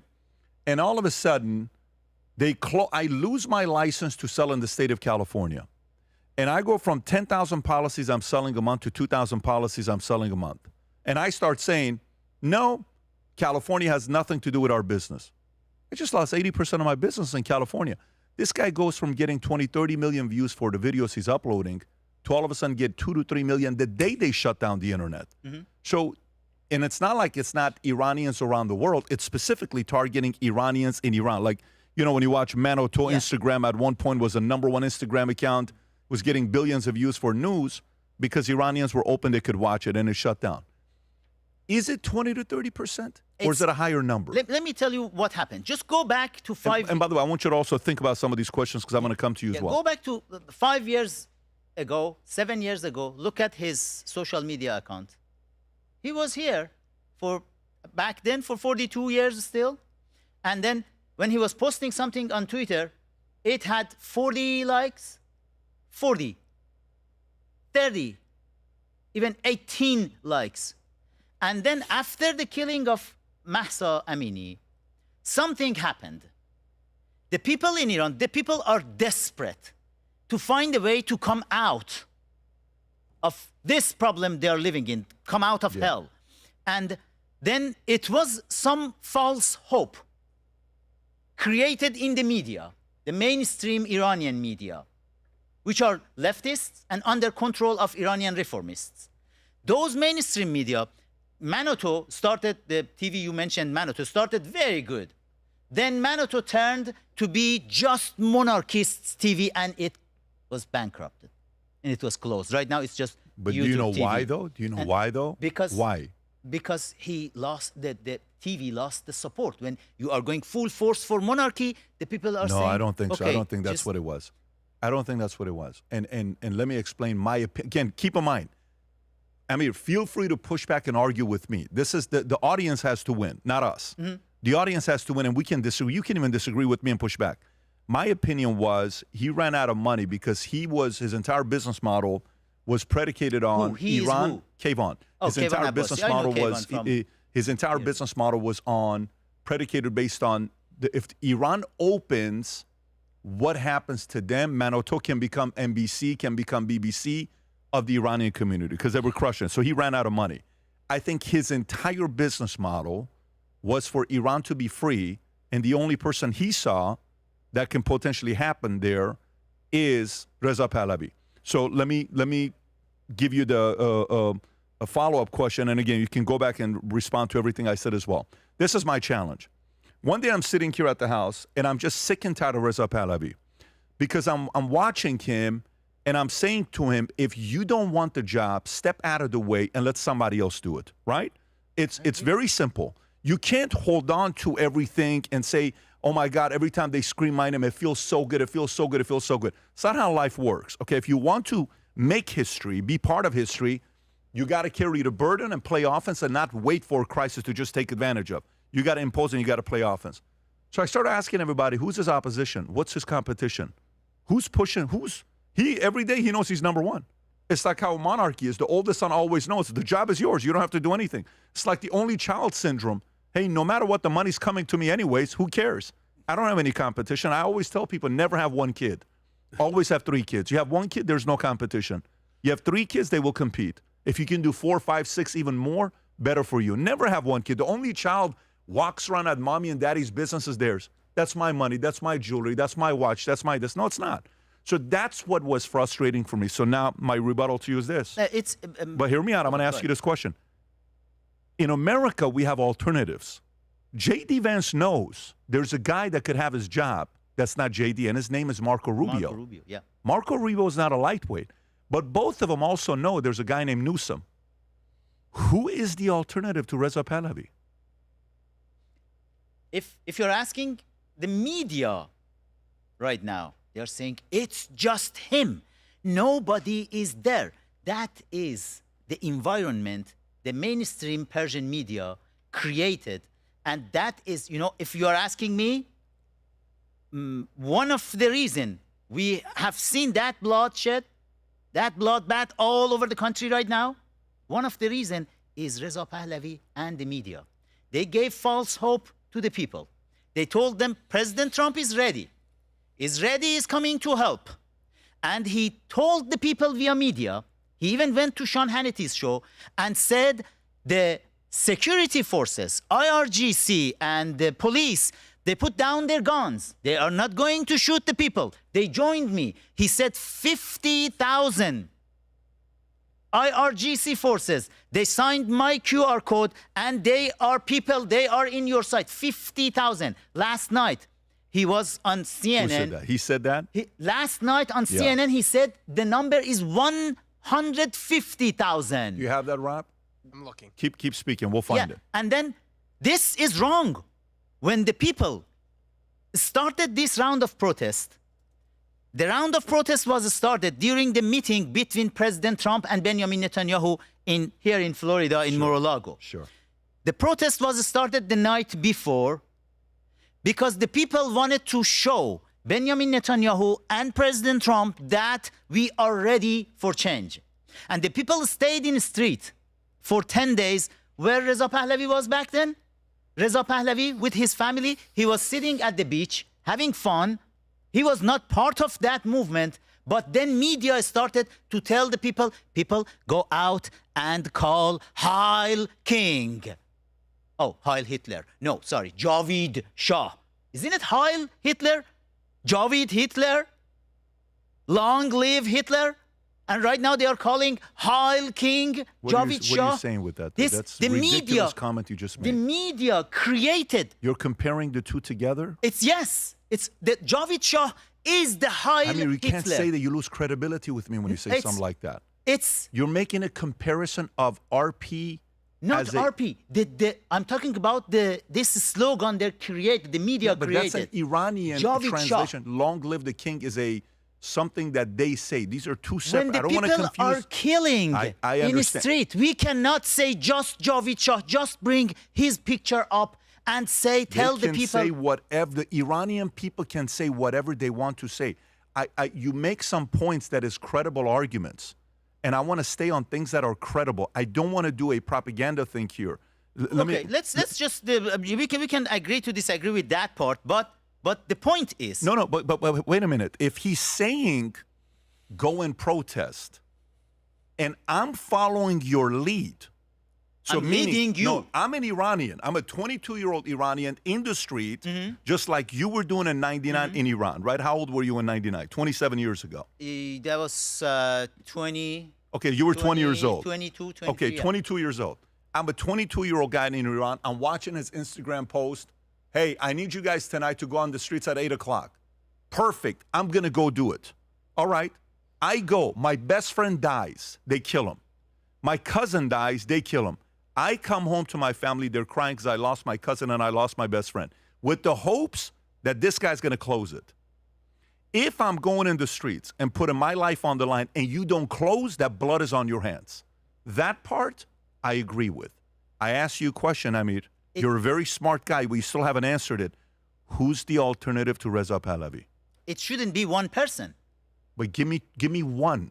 We shouldn't have one person. We should have constitutional assembly. No, Patrick. but that's we not- should that's- have the different people. And if you are asking me, if you want to go for one person, right now Iran needs a businessman Okay. with the vision, a Yes. visionary businessman, Yeah. brave enough to talk, the one who can be in touch with the world leaders. We need that type of guy, not the type of guy when the world leaders are coming to talk about Iran in Florida, he goes with his family to the beach, and when the people are out for 10 days, That's fair then criticism. after 10 days, he's coming and saying, Yeah. people, I'm going to ask you to come to street in 2 days, giving regime 2 days notice. At 8 p.m. Thursday, come out. Regime was ready to go for blackout internet, black out the phone, and go and kill as much as they can. Maybe. And you know what? The people came out. They didn't come out for war. They didn't have gun. They came with their family members. The couples, they came out with their kids. And they all are killed right now because of, when you are calling yourself opposition leaders, it comes with a lot of responsibilities. Not when I agree. CBS asked him that, do you feel any responsibility, Mr. Pahlavi, that you called the people to come out and it's a blood? Rob, do you have that clip? And he said what? He said, this is a war. War has casualty. Mr. Pahlavi, you didn't tell the people it's a war. You told them nobody is going to shoot you. All the security forces, they joined me.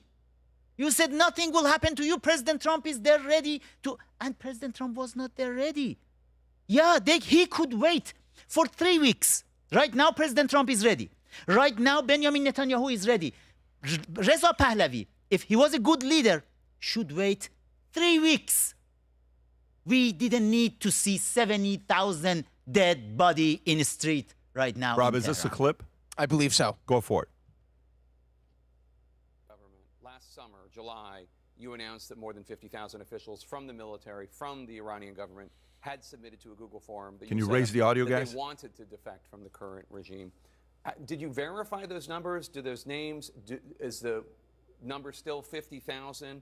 And where have those defectors gone? What happened to them? It's more than that. 2 days before the internet shutdown, we have over 100,000 people, new applicants to a platform that we had created a few months before, adding to the numbers that had already started joining. Among them, you find members of the military, paramilitary, police forces, but also a lot of people who are in the civil bureaucracy, working in ministries and so on and so forth, diplomats and others. And we're beginning to see signs of more and more people, refusing to go back to work or literally defecting. It is very important because it's part of our process. You see, one of the lessons learned from de-Baathification in Iraq was really a bad example of how you manage a change of regime. And in the case of Iran, you don't have the problem you saw happen there in the de-Baathification. We are trying to be inclusive as much as possible of all those who can survive regime change and have a place in the future. You can pause it. So he said 100,000 before. Okay. But again, it's a false hope. Amir, bloody false hope. Yeah, when I ask who is an alternative, you still haven't given an answer. When you're saying we go a different route, fine.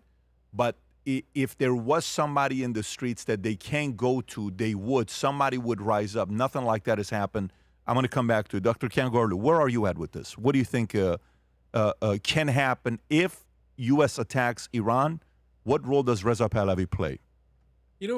One of the reasons why I support President Trump, and I think he's brilliant and he will succeed beyond what he has done so far for this country, is because of his lack of interest in politics in first part of his life.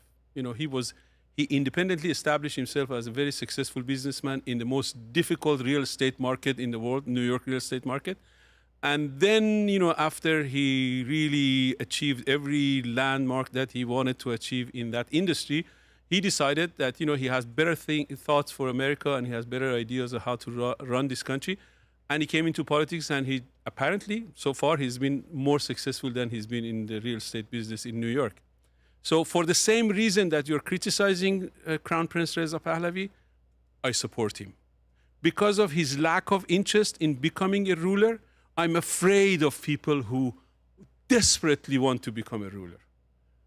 All the people who desperately want to be a ruler, they have an extraterritorial agenda. He is lending, he's throwing his hat in the ring where he didn't have to. He had a wonderful life. Not a glamorous life, but a calm life. He's in love with his family.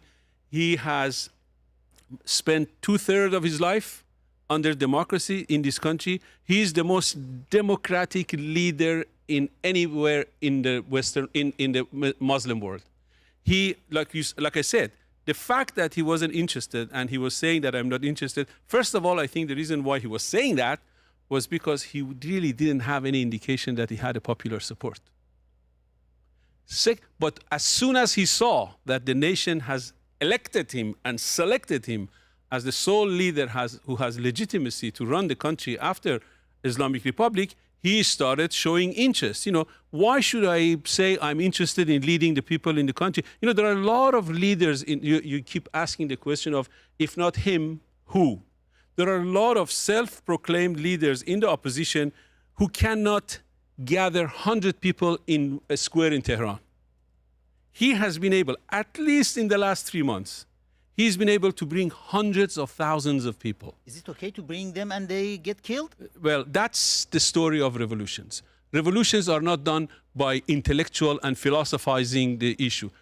Those people have... Exactly, it happens with the Right. philosophers. Thomas Jefferson, John Locke, all the great revolutions in England, in France, in United States happened with those. We need those intellectual movements. Right. We cannot just ask the people to come out and get killed and just say, oh, it's the war. War has casualties. In every revolution, people take out to the streets, and they get killed.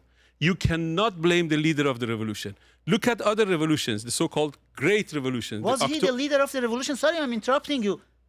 What he was doing at the start of the revolution for first 10 days at the beach with his family? Well, I don't know. I don't have a first-hand access to his itinerary, so I don't know where he was, and I'm not going to base my analysis for his role and the hope that the Iranian people have pinned on him. You know, ultimately, it comes down to this.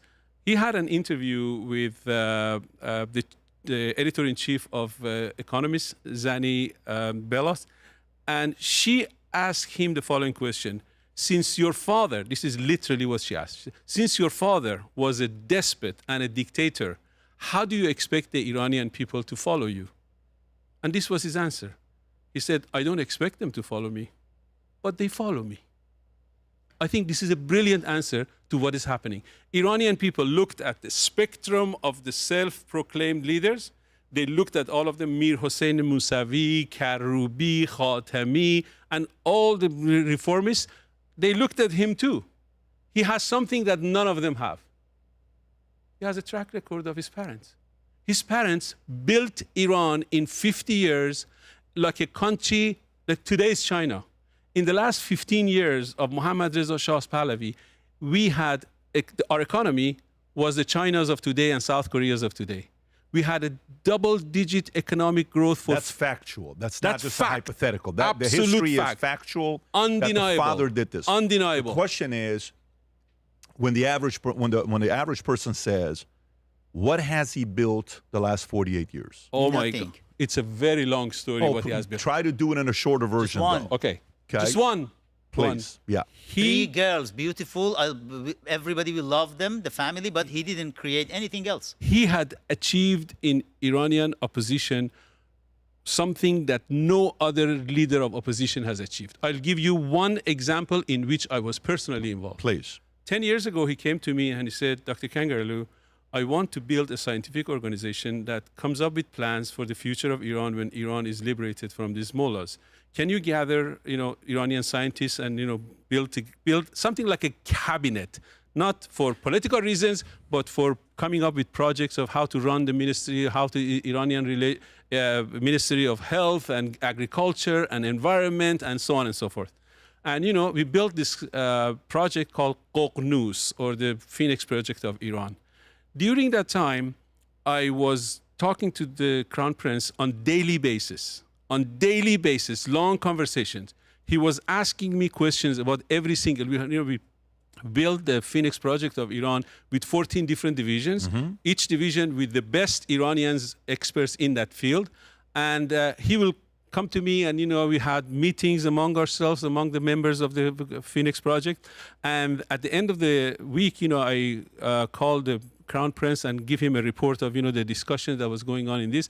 And in every single one of those, he will listen to me so patiently and answer the most insightful questions related to that particular activity, whether it was international relations, agriculture, water issue, future of our relationship with our neighbors, relationship with Israel, with Turkey, and so on and so forth.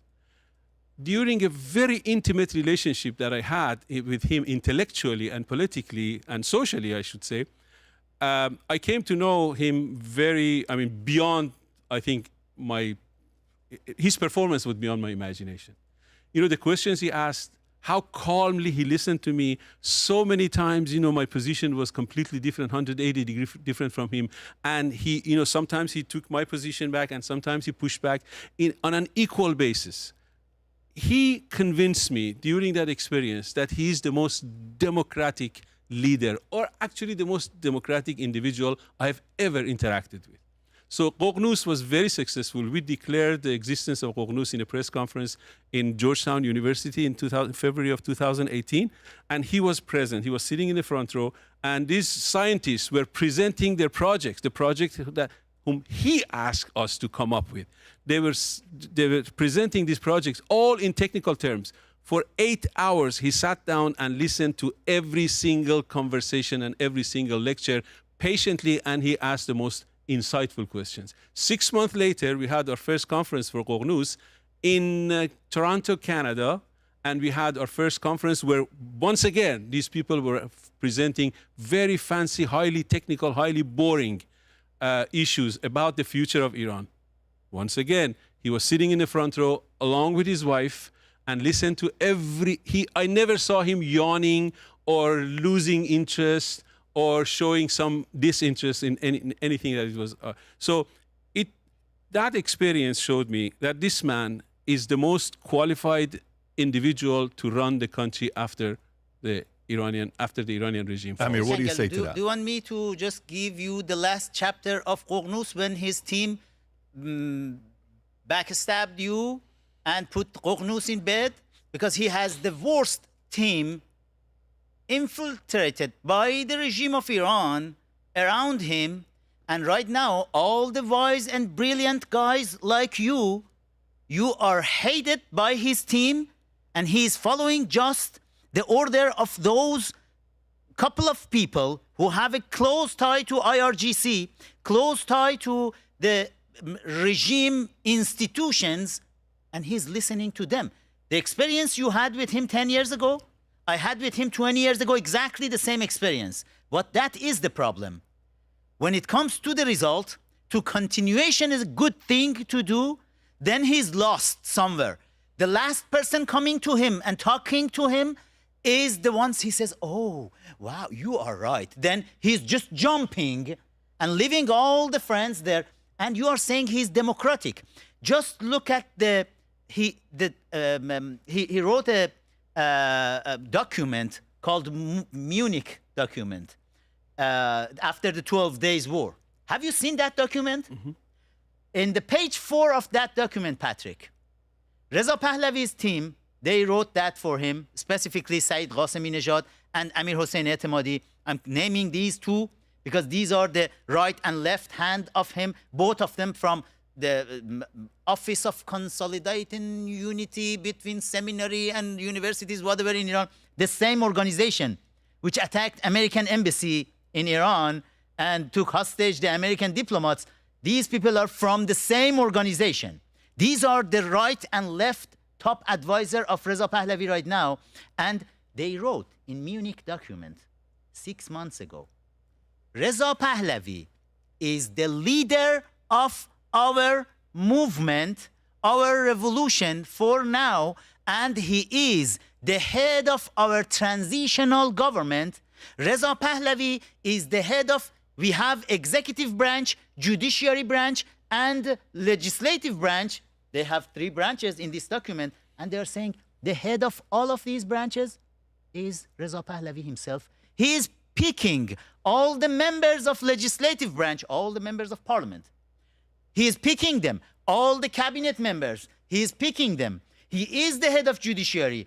And this is, to me, as a constitutional law scholar, this is the definition of absolutism. That means his guy is a dictator in waiting. And he said the period for transition it has 3 phases. The first phase is 180 days. The second phase is 2 to 3 years. The third phase is unlimited. Until it's needed, he will stay the leader of the country. Excuse me, we do have the supreme leader right now in Iran. Why we need to change supreme leader, who is the head of executive branch, legislative branch, and judiciary branch, to change it with the guy called Reza Pahlavi? The supreme leader can just continue and go and be the absolute leader of the society. Reza Pahlavi doesn't have problem with Islam. Even 8 years ago, 9 years ago, when the new generation, they came out, they started chanting against Islam. Reza Pahlavi called them fascist, called them racist, and said, if you want to go and fight with Islam, let this regime, Islamic regime, stay in place, because I don't want to go after Islam. Islam is good for Saudi Arabia. It brought a lot of money and attention to Saudi Arabia, but Islam destroyed us. Islam destroyed Persian Empire, destroyed Iran. We don't want Islam. Islam can go back to Saudi Arabia and stay there. We are the Persians. We are not Muslims. And we proved that. Reza Pahlavi couldn't come out of Islam yet. Reza Pahlavi is still stuck with absolutism, the same as his father, Mohammad Reza Pahlavi, because the Iranian constitution during the Shah's time was the constitution making the king absolute power. The constitution gave the head of judiciary branch, head of legislative branch, head of the executive branch, gave all the title to the king. The constitution was wrong. We had 6 constitutional assembly in Iran during last 120 days up to now. And all of them, they forgot about the people. They forgot about they should send the power to the people. It's the government for the people, by the people, not for the king, by the king. We are not going back to that dark side of history. Yes, Iran was shining economically in the world, but it was with the help of United States. American experts were in Iran, thousands of them, helping economy to grow. And the last part, it's the 250th anniversary of birth of this beautiful nation, United States of America. And it's 120th anniversary of our constitutional revolution in Iran. You said, Patrick, who? When American founding fathers, they came together in Independence Hall, they didn't say, let's make George Washington King George I. No, they came up, they were brilliant, very genius people. They came up with the idea of drafting a document called Constitution and let the Constitution to lead them toward future, which lasted 2.5 centuries. An entire world, they are following the footprint of American founding fathers. Even I had this discussion with Gila Gamliel, the minister at the Prime Minister Netanyahu's cabinet last year. I was in Israel. I went to her office at the Knesset. We had a long conversation for almost 2 hours about that. And she said, we know Reza Pahlavi is not the guy who can lead, but let's all come together and support him. I said, to be king?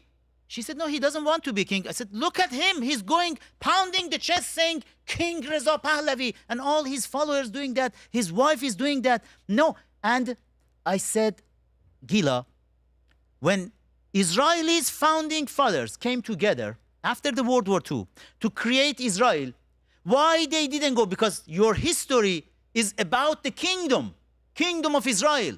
You have King Solomon, you have King David. Why you didn't go back to your kingdom to call Ben Gurion the King Ben Gurion? Why you followed American footprint to be republic? We in Iran, we want to have our Republic of Iran, the first Republic of Iran, and follow the footprint of American founding fathers. The Constitution should be our leader, not any person at all. That's an idea that you're proposing, and I'm a guy who's pro-America, what happened to this incredible idea, the Constitution they wrote up, the Republic that turned into the greatest country in the world, the amount of things it's produced. But today, he is getting the mic. It's wrong. Khomeini got it 47 years ago. Listen, that it should be Patrick and Amir Fakhravar back then to say, Khomeini, no, you cannot do that. Okay, so let me ask you, with your question, and I'll bring it up to you as well, and then we'll wrap it up. Do you think the way things are looking right now, and again, none of us can be in the minds. I was on Fox and Friends this morning, and they asked me the same exact question that I'll be asking you. Do you think this is going to be an attack?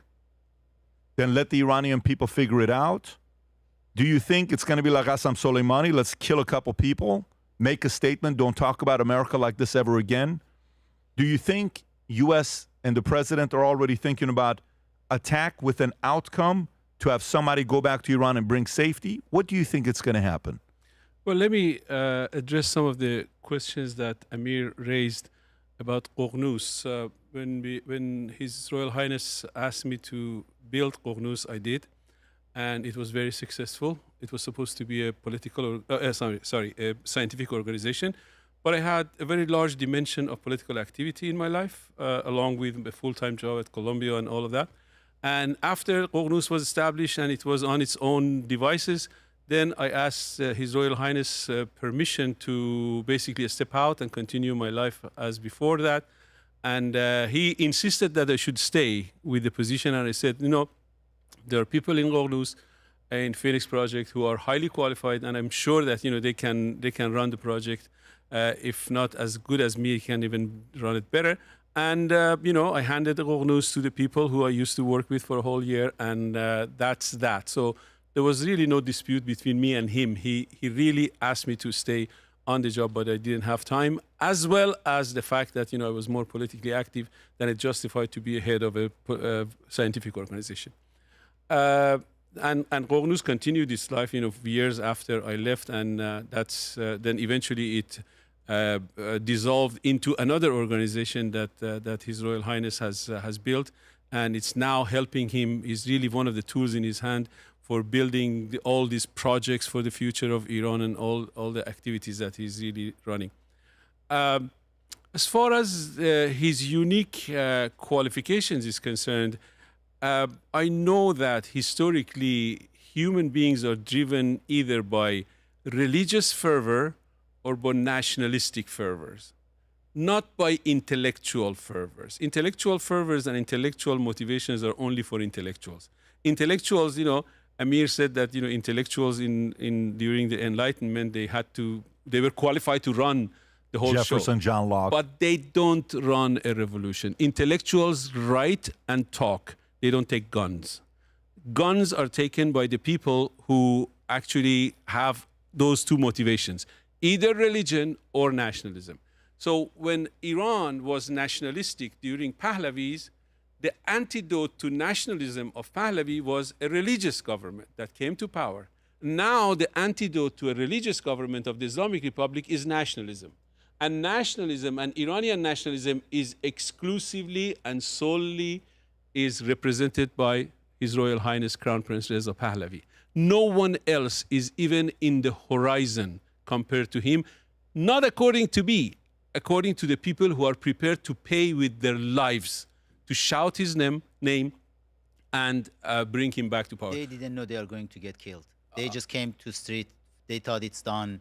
It's for celebration because they lied to him, to the people via media. Reza Pahlavi lied to the people. He shouldn't do that. He should take some responsibility. He should take some responsibility. We have seen it. We have seen all these happen in front of our eyes. Well, and still he's going and lying around. It's the entire 50,000 defection is lie. 150,000 last night, he said it's a lie, huge lie. It's not even one single defection. We haven't seen it. We have seen just bloodbath all over the country. Well, by the nature of defection, it has to be kept secret. If one of those names are revealed, their life will be in danger.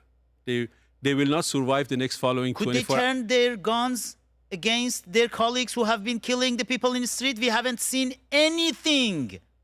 That's not the way revolutions work.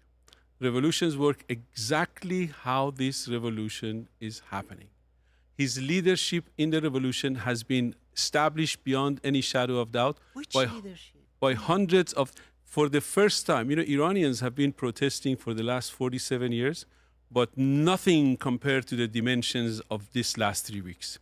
We know that around 937 cities and villages and small towns in Iran, people took out on the street, and every single one of them was shouting his name. The reason why they're shouting his name, because they know that we are about to build a world under the leadership of President Trump, that in that world, only Iran as a friend and a staunch ally of the United States can survive and can help America to unravel the axis of evil that is already built by China, Russia, Islamic Republic. All of us, we knew that. In the opposition, we knew President Trump can help Iran to make Iran great again. But none of us, like Reza Pahlavi, went in front of TV to say the people, it's gone, President Trump is ready, Netanyahu is ready, they are at the border, they are coming to help you. Don't worry, go to street, the security forces, they put their guns down. None of us did that, and we warned him. Well, we warned him, don't call it like that because it will be a bloodbath, and he didn't listen. Well, because he wanted the hashtag, Javid Shah. With all due respect, none of you are even on the same galaxy that he is. What You galaxy he is? The galaxy that people shout their names. Has You know, anyone- in Iran, just in 3 weeks, Khomeini became the leader, supreme leader. That's- In 3 weeks. that's an entirely- Before 3 weeks. That's an entirely- No. But Because the question is that right now in Iran, hundreds of thousands of people, millions of people are shouting his name, knowing that they will Dr. pay Kangarlu, the price with 47 their years lives. ago, That- Khomeini came to Iran when Reza Pahlavi's mom have done a coup d'etat against her husband, King Mohammad Reza Shah, and then the queen pushed the king Those are- out. But it's okay. It's okay. Those okay. are outlandish then accusations against a woman It's okay. who Iranians refer to Just as the please mother read of nations. page 171 of this book, the Right. Mitrokhin archive, the That's okay. top You secret know, documents of KGB. I will not. At the bottom of 171, you can, if you like to look at it. But let me tell you, Can Amir, I want him to finish his thought, then I'm going to come to you. The specific thought that you were saying, that you were about to make a point. You can't compare the two, but prior to that, you said the Iranian people are the ones that stood up in the streets. Can you Yes. finish that thought? The Iranians, for the first time in the last 47 years, a lot of people have claimed to be the leader of this revolution against the Islamic Republic. Karoubi, Khamenei, Mir Hossein Mousavi, Khatami, and so on and so forth. Right? None of them have been able to achieve what the Crown Prince has achieved in the last 3 weeks. We had demonstrations over the entire nation of 90 million. The reason why you don't know that yet is because of the digital blackout that they imposed on that country, and terabytes and terabytes and terabytes of information and films and pictures are stored and present in Iranian cell phones, that as soon as the internet opens, everybody in the world will believe in what I say, that this was a revolution. This was not a protest. This was nothing compared to the Green Movement or any of the other, the protests of 98 and 96 and so on, and women, life, freedom, and all of that. This was a revolution in the making, and the reason why it happened in the form of a revolution and not a protest was because one of the greatest achievements of the last 3 weeks was that this establishment of the leadership of the Crown Prince as the leader of the national revolution beyond any shadow of the doubt. I don't think any self-proclaimed leaders can even have any hopes of disputing his leadership. I think the sooner they stop, the better off they will be. And the sooner they stop, the more successful we will be as a nation to coalesce. I see that part. I'm not with that, because I also think I want to hear Amir's side. I want to hear everybody's side. This whole thing about eliminating opposing arguments. Not eliminating. Not eliminating. Instead doing what? Coalescing, I said. Well, coming together. But I'm sorry, respectfully, whose job is that to do? The other leaders who see the... No, I disagree. It's his job to do that. I think it's on him to do that, because if you think about proactive, okay, you're complimentary of the president. Who is being proactive about the Board of the Peace? Has he been able to coalesce all the opposition in this country? Who? President Trump. It's not about has he been able to. So has he been proactive? There's a big difference, Doc, between me saying there's a girl at the bar, man, she is so pretty, I'm going to wait for her to come and talk to me. No, she doesn't need to come to you. You got to go court. Okay. So he hasn't pursued. Maybe he has. He has. I haven't seen the meetings. He didn't. I haven't seen the meetings. Okay. Who has he pursued? Who has he brought together? Because I think that's on him. In Georgetown meeting, he was sitting next to 5 other so-called... I brought all those people via my Twitter account together, by the way. So what year was that? When was that? Nevertheless... After Mahsa Amini was killed. So it was 5 years ago. Were you still good with him at that time? No. I asked at the 40th day, when Mahsa was killed, everybody were confused in opposition. I mentioned in my Twitter, and I said, opposition figures, I mentioned the name, all the names you have seen there at the Georgetown. I mentioned their names and said, let us come together and create the Revolutionary Council, because we cannot leave the people alone in the street. They all came together, and Reza Pahlavi decided to put my name out. They stole the idea, and went with it, and then they destroyed the idea. It's the thing he is doing for years, just stealing from the people the ideas. Right now, he's stealing the Constitutional Assembly from me. And I created that word, Constitutional Assembly. Everywhere in his interview, Reza Pahlavi is going and saying, I want to create Constitutional Assembly. I'm interested to know, Mr. Pahlavi, please tell me, what does it mean, Constitutional Assembly? How many times we had it before? And can I say something about the look, in 47 years ago, when coup d'etat happened, in 3 weeks, the media, BBC specifically, BBC bombarded the people with Khomeini Rahbar. Khomeini is the leader. And Khomeini Rahbar became the slogan. 3 weeks. Media just needed 3 weeks to make Khomeini a Rahbar, a leader. In 3 weeks, exactly the same media, the same people, even some of them, they have been working at BBC, Kayhan, and Etalat back then. They created this time Javid Shah. Javid Shah is the new brand of Khomeini Rahbar. 3 weeks leader, and you know what? You said never happened. In 2009, June 2009, Patrick, we had 4,500,000 people in the street in Tehran. Did you know that? Do you know who brought them out? That was Mir Hossein Mousavi. Most of the people who came out, they didn't believe in Mir Hossein Mousavi. They came out because they have seen Mir Hossein Mousavi as an opportunity to go against Khamenei's brutality. 4,500,000 in Tehran, they came out. Do you know what was their chant back then in 2009? Javid Shah? No, Ya Hossein, Mir Hossein. Which is horrible. They chanted Ya Hossein, Mir Hossein. The same people during last 3 weeks chanted Javid Shah. These people, when they say Javid Shah, it doesn't mean they believe in him. They just want something to grab it and come out of that hell regime made for these people. And what's the solution? I want to talk. Can I talk with President Trump for a couple of minutes? Can I respond to those points before we talk about Trump? Obviously, the people of Iran, obviously they're desperate for having a leader. That's true. This what I happens. agree. At this point, it's like anything but to have what I have right now. But the fact that the people have chosen him, and there's plenty of evidence that people have chosen him. That picture that you are drawing for the Iranian Revolution of 1979 is a very simple-minded kindergarten picture. That BBC imposed Khomeini in 3 weeks as a leader. This is that's really disrespect to Iranian people. I was a student at the You don't know the power of media? I was a student at Allahyar University. Allahyar University was the hotbed of revolution. 55, 54, 56. And 2 years before the revolution, the university campuses were boiling about debate over the dispute they had with the policies of the Pahlavi government. And all the leftist movements in Iran, they tried to establish themselves as a leader of anti-Pahlavi revolution, and they couldn't.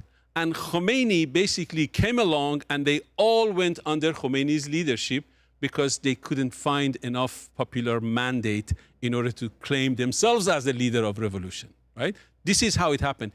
It didn't happen because of BBC. It didn't happen because of Voice of America. It didn't happen in 3 weeks. It happened in years and years and years. You know, the Pahlavi performance, economic performance, and its alliance. Actually, I have to confess here that, large number of Iranian dissidents during Pahlavi, they were against his policies of friendship and alliance with the United States. Because what we call intellectuals in Iran is really a code name, is a fancy name for the leftists. 90% of the leftists in Iran were intellectuals, and intellectual was synonymous with leftists. So when you are Pahlavi, in Pahlavi, the people who really betrayed Pahlavi were the Iranian intellectuals who happen to be 90% leftists.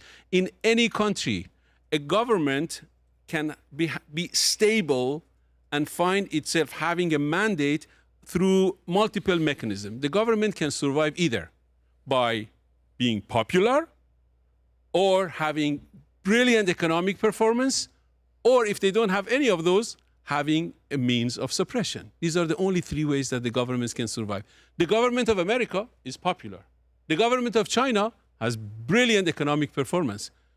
The government of Islamic Republic is using the means of suppression. So those are the three means of suppression. And in Iran, during the Shah, he was not good at imposing suppression on people. When people rose up against him, he said, I don't want my ruling to be established on the blood of my nation. So he left. He simply said, This is Mohammad Reza Shah Pahlavi. But during the 50 years of his ruling and his father's ruling, Iran experienced the biggest.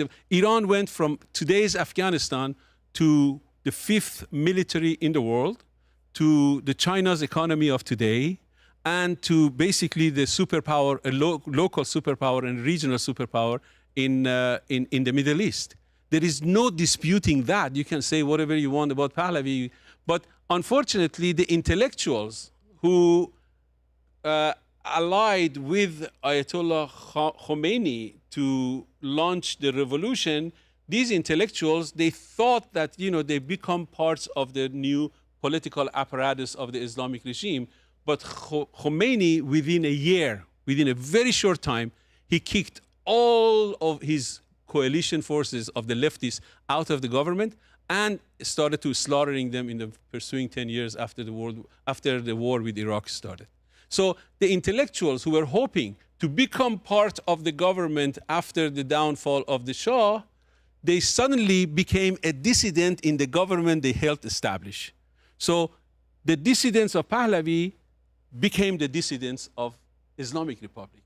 So these people, because they were dissidents of Pahlavi regime for a longer time than they were during the regime of Islamic Republic, even though they call themselves the dissidents of Islamic Republic, deep inside they have an anti-Pahlavi DNA. 90% of today's dissidents in Iran have more hatred for Pahlavis than they have for the Islamic Republic. And this is one of the biggest cancerous tumors which is eating the opposition alive. And Shahzadeh Reza Pahlavi, the Crown Prince Reza Pahlavi, is the only antidote, is the chemotherapy of that cancer. And for a long time, he has tried to do that, and he has done that. He wasn't successful. He fought, heroically, down and dirty in the trenches. And for a long time, he wasn't receiving, popularity and attention from the international media. Now he is. The Iranian people are the ultimate judge, and they have decided that he will be the leader of our next revolution. And I think there is nothing that can change that. I want to say something. I love you because you are genius, you are brilliant, but when it comes to modern history, definitely, if I want to give you a number, you are failed badly, because it didn't happen like that at all. And you know what? All the mullahs who I was at the heart of it. I was at the heart of it. All the mullahs who came to power, they were on payroll of Shah's government. The Queen Farah had Murtaza Mutahhari, the head of Revolutionary Council of Khomeini. Murtaza Mutahhari, mullah, was top advisor of Queen Farah. The head of Queen's office, Hossein Nasr, is the guy who brought Islam to America for the first time in 1953 in Harvard University. He is a terrible Muslim leftist guy. He's still alive, Hossein Nasr, in Washington, D.C., living there. And his students, Hossein Nasr's students, are ruling Iran right now.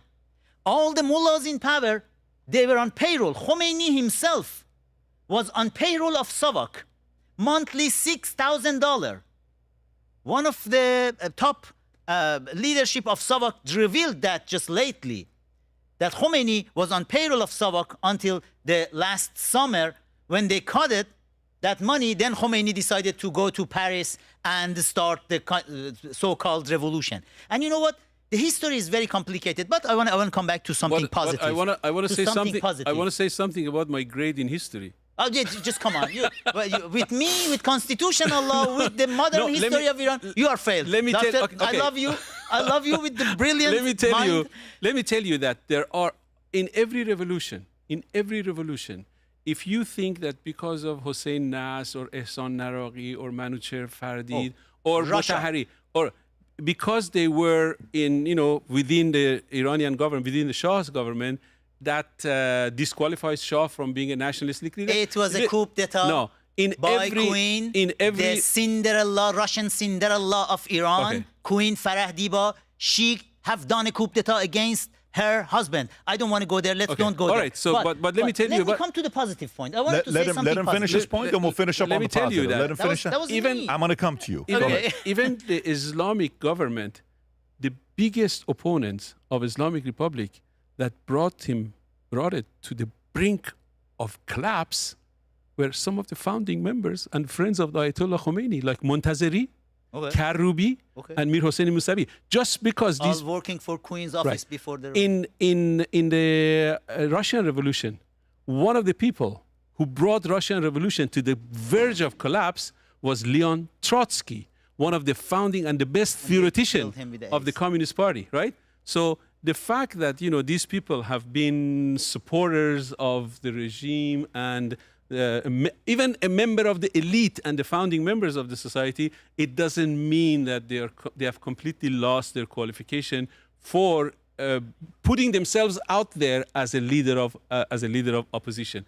And I already told you that exactly the criticism that you have against the Pahlavi government, the fact that some of the leftist intellectuals were actually working in Queen Farah's office, I consider that a strength They of the hated government. Pahlavi. I know. Queen herself, she hated Pahlavi. No, he didn't. She didn't. She hated Reza Shah. All right. So the fact that, a lot of people criticize the Shah's government for being despotic and not being inclusive and expelling, the dissent from his government. And then Amir is giving evidence exactly to the opposite, that the Shah had the system of government that all the opponents, the people who eventually overthrew him, were actually at a very high... Shah was not in charge. The last 6 months, Farah was in charge. And January 6, 1978, 1 year before pushing King out of Iran, Queen Farah had a meeting in United States with the CIA, FBI, and U.S. Secret Service, and Farah told them, it's documented, Farah told them, everybody in Iran, the people, they hate the king, they hate the Shah, and they love me as queen. And Farah asked the United States to ask the Shah to step down. I can be the queen in charge of the country. Then in 2 years, my son can be the king. That was Farah's plan in the last year for the coup d'etat. And the documents are here in the United States with the CIA. But let me go to the positive point. Patrick, I love Dr. Kangarlu. I'm a hardcore supporter of Republic of Iran. I have been all my life. Even when I started talking with Reza Pahlavi 20-some years ago, I told him, I said, I'm going to campaign for you when we have a good constitution, well-written constitution in place in Iran. I want you to be the first president of Republic of Iran. We never had republic in Iran. That would be a demotion. Okay. Then I told him, and I still believe that. I still will do that. Also, I know he will destroy the economy of the country because he doesn't know anything about running any business. We need a businessman right now to be the first president of Iran. But you are a supporter of monarchy. I'm a hardcore Republican. Just today, I realized Dr. Kangarlu's beautiful wife is supporter of Republic, and it's not supporting monarchy. And my beautiful wife... Now he's taking advantage of my weakness.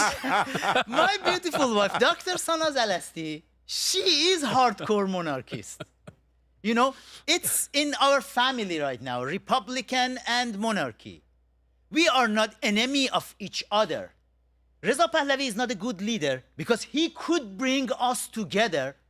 He could be the one to bring half of the society right now, they are Republican, half of the society, they are monarchist.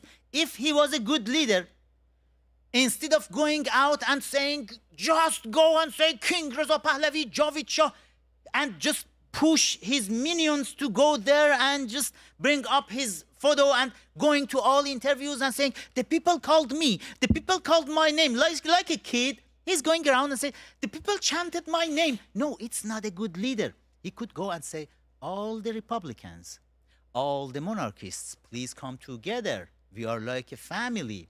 We can have a constitution. And you know, Patrick, we drafted a constitution, which is the chapter 7 of my book. It's a textbook for American universities right now. It's the constitutional law book, the spirit of the constitutional law. Chapter 7 is the draft constitution for future Iran, which me and my team, National Iranian Congress, we drafted. I gave the signed copy of that constitution to President Trump in 2019 when I was invited to speak at his house in Mar-a-Lago. And then in that, the constitution is written for both type of political system in Iran, either monarchy or republic. Both can use that constitution. If the constitution is well written, you don't need to change even one single word. You can have the people, if they voted for the monarchy in Iran, it can be the constitution. If they voted for republic, it can be the constitution. But I want to talk to President Trump right now. President Trump, everybody are asking who should be the next. We want exactly to follow the footprint of American founding fathers. My suggestion is United States should help Iranians to create constitutional assembly, to bring together all opposition factions, invite them, and US government can do that easily, to invite them together, let them talk like we are disagree with each other, but we are talking to each other. We like each other. We are not enemy of each other. We should come to that constitutional assembly. Reza Pahlavi can be a member of that constitutional assembly and can be a member of leadership of that constitutional assembly too. But he cannot be the king, the dictator, the absolute power. And you know what? It happened before in American history. Patrick, something is missing huge at the State Department right now, which Marco Rubio can fix that. The post-war Japan, when Japan was defeated with nuclear bomb, we had an army general called General Douglas MacArthur leading that war. General Douglas MacArthur, after the war, asked Japanese to go and draft constitution for yourself. They drafted the constitution, brought it to him after months of working on that constitution. He looked at it and said, where is the woman's right to vote? They said, oh, you know, the women's are not the same as men's. And he said, just BS. He threw that constitution to trash can and told Japanese, you don't know how to draft the constitution. Then he gave ultimatum, 1 week ultimatum, to his staff members, General Douglas MacArthur, asked them to draft constitution for Japan. In 1 week, they drafted the constitution. That is now the longest standing constitution without any amendment. The Constitution of Japan, with Japanese people, they are calling it MacArthur's Constitution. Japan came up from a destroyed nation to one of the G7 members, one of the greatest allies of United States.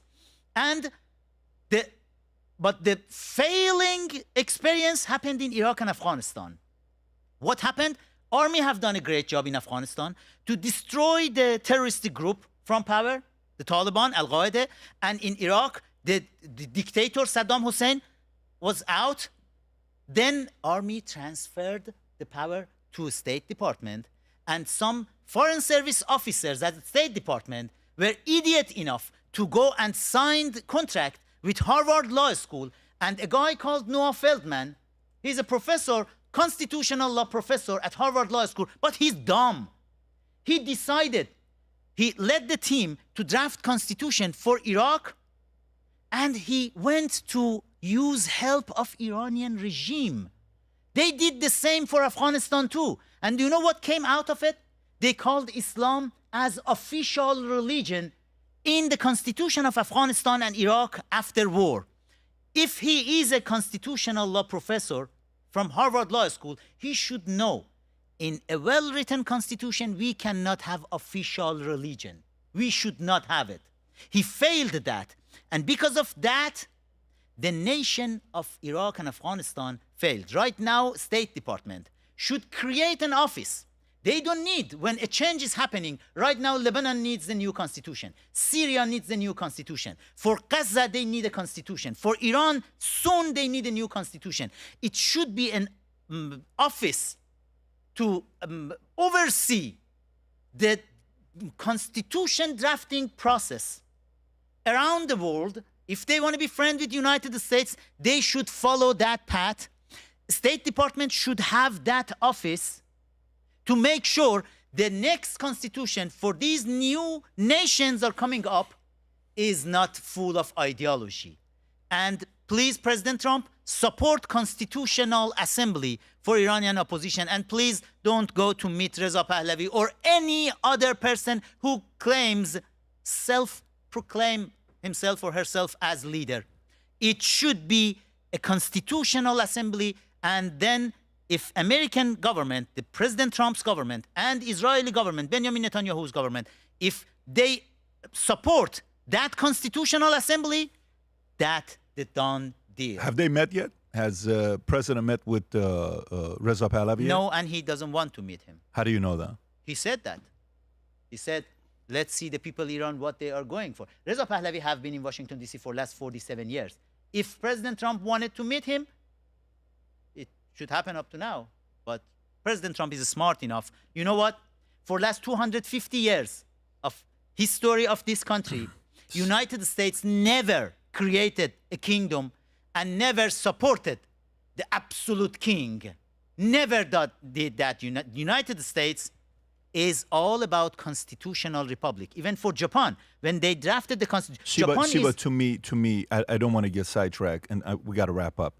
To me, if RP has been in D.C. for 47 years, and he's been in D.C. for the last 11 years with the president being there, the fact that he has not been proactive to go meet with him is not a reflection of the president, it's a reflection of him. I agree. That's my problem. I think there is a I good agree. reason. And President Trump is not going to be the first president during last What's the 250 good years reason? to go and sign any absolute power for any country. President Trump doesn't want his name to be in history like that. I'm curious. What's your reason? I already gave the answer, but I think you might have forgotten. The Crown Prince is not a lobbyist, and he's not a political activist. He is. He have been doing lobbying with me He at is the Congress. descendant of the throne of the Pahlavi, one of the most celebrated and glorious history, 50 years history, half a century history of Iran. And he is not going to reduce himself to the person who will go to the White House and knock on their door. Crown Prince Reza Pahlavi will sit down with President Trump when he has mandate by the Iranian people to be respected as an equal leader that will sit across the table with the President Trump. And I think President Trump respects that. You want and President Trump to come and kiss Reza Pahlavi, No, His Highness's ring? I said the prince, the Crown Prince, is waiting. He's not Crown Prince. He's the Crown Prince. Where? When? Okay, let's not sidetrack because he wants to wrap up. But I think he has been patiently and wisely waiting to get the political mandate from the Iranian people.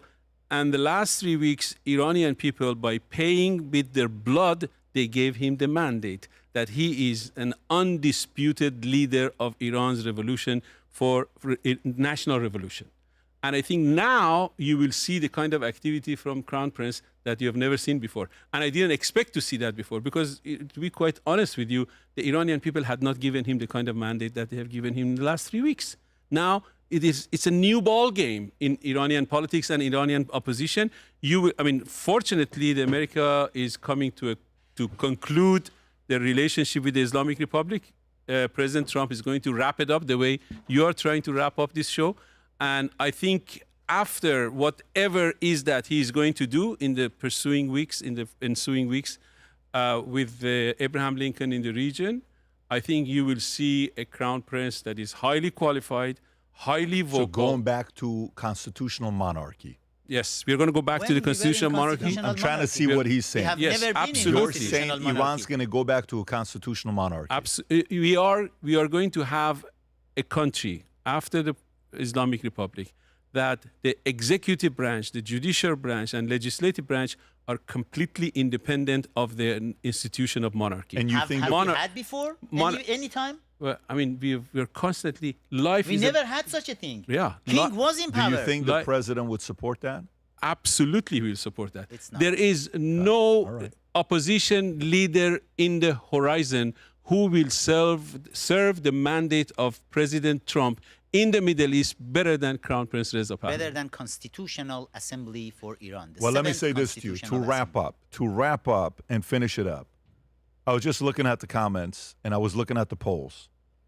This was a very, very good conversation, especially the last hour and 20 minutes. The audience won today because they got both sides of the argument. And what made it special is that both of you were respectful to each other, which is, you know, the community has some people that if, God forbid, you say something different, it's very disrespectful. I love the way this was done. I want to thank both of you guys for coming out. Yourself, it was a pleasure having you on. Amir, of course, you as well. Your passion is felt by everybody. Dr. Kangarlu's passion is a very different kind of passion, but he's got the passion as well. And for those that are watching, stay tuned. At any time, anything could happen. We're going to put the link below to Amir's book for those that are interested in going into. Is there anything you would like the audience, if they want to learn more about you? They can go to our website and my YouTube page and my Columbia University page, and we have a website that has all of my scientific work, not about the politics. It's called neurotherapeuticsnyc.com. People can get a lot of information about my activities, my scientific activities. Beautiful. Yeah. He's brilliant. Very beautiful. Awesome. Again, thank you for coming out. You're welcome. Everybody else, we were planning on wrapping this up 46 minutes ago. I got my son that came and visited me as well. I got to take him somewhere right now. But it was great having you on. If anything happens in the next 24 to 48 hours, we are going to go live and do an emergency podcast. Stay tuned. Have a great weekend, everybody. God bless. Take care. Bye-bye. Bye-bye. Bye.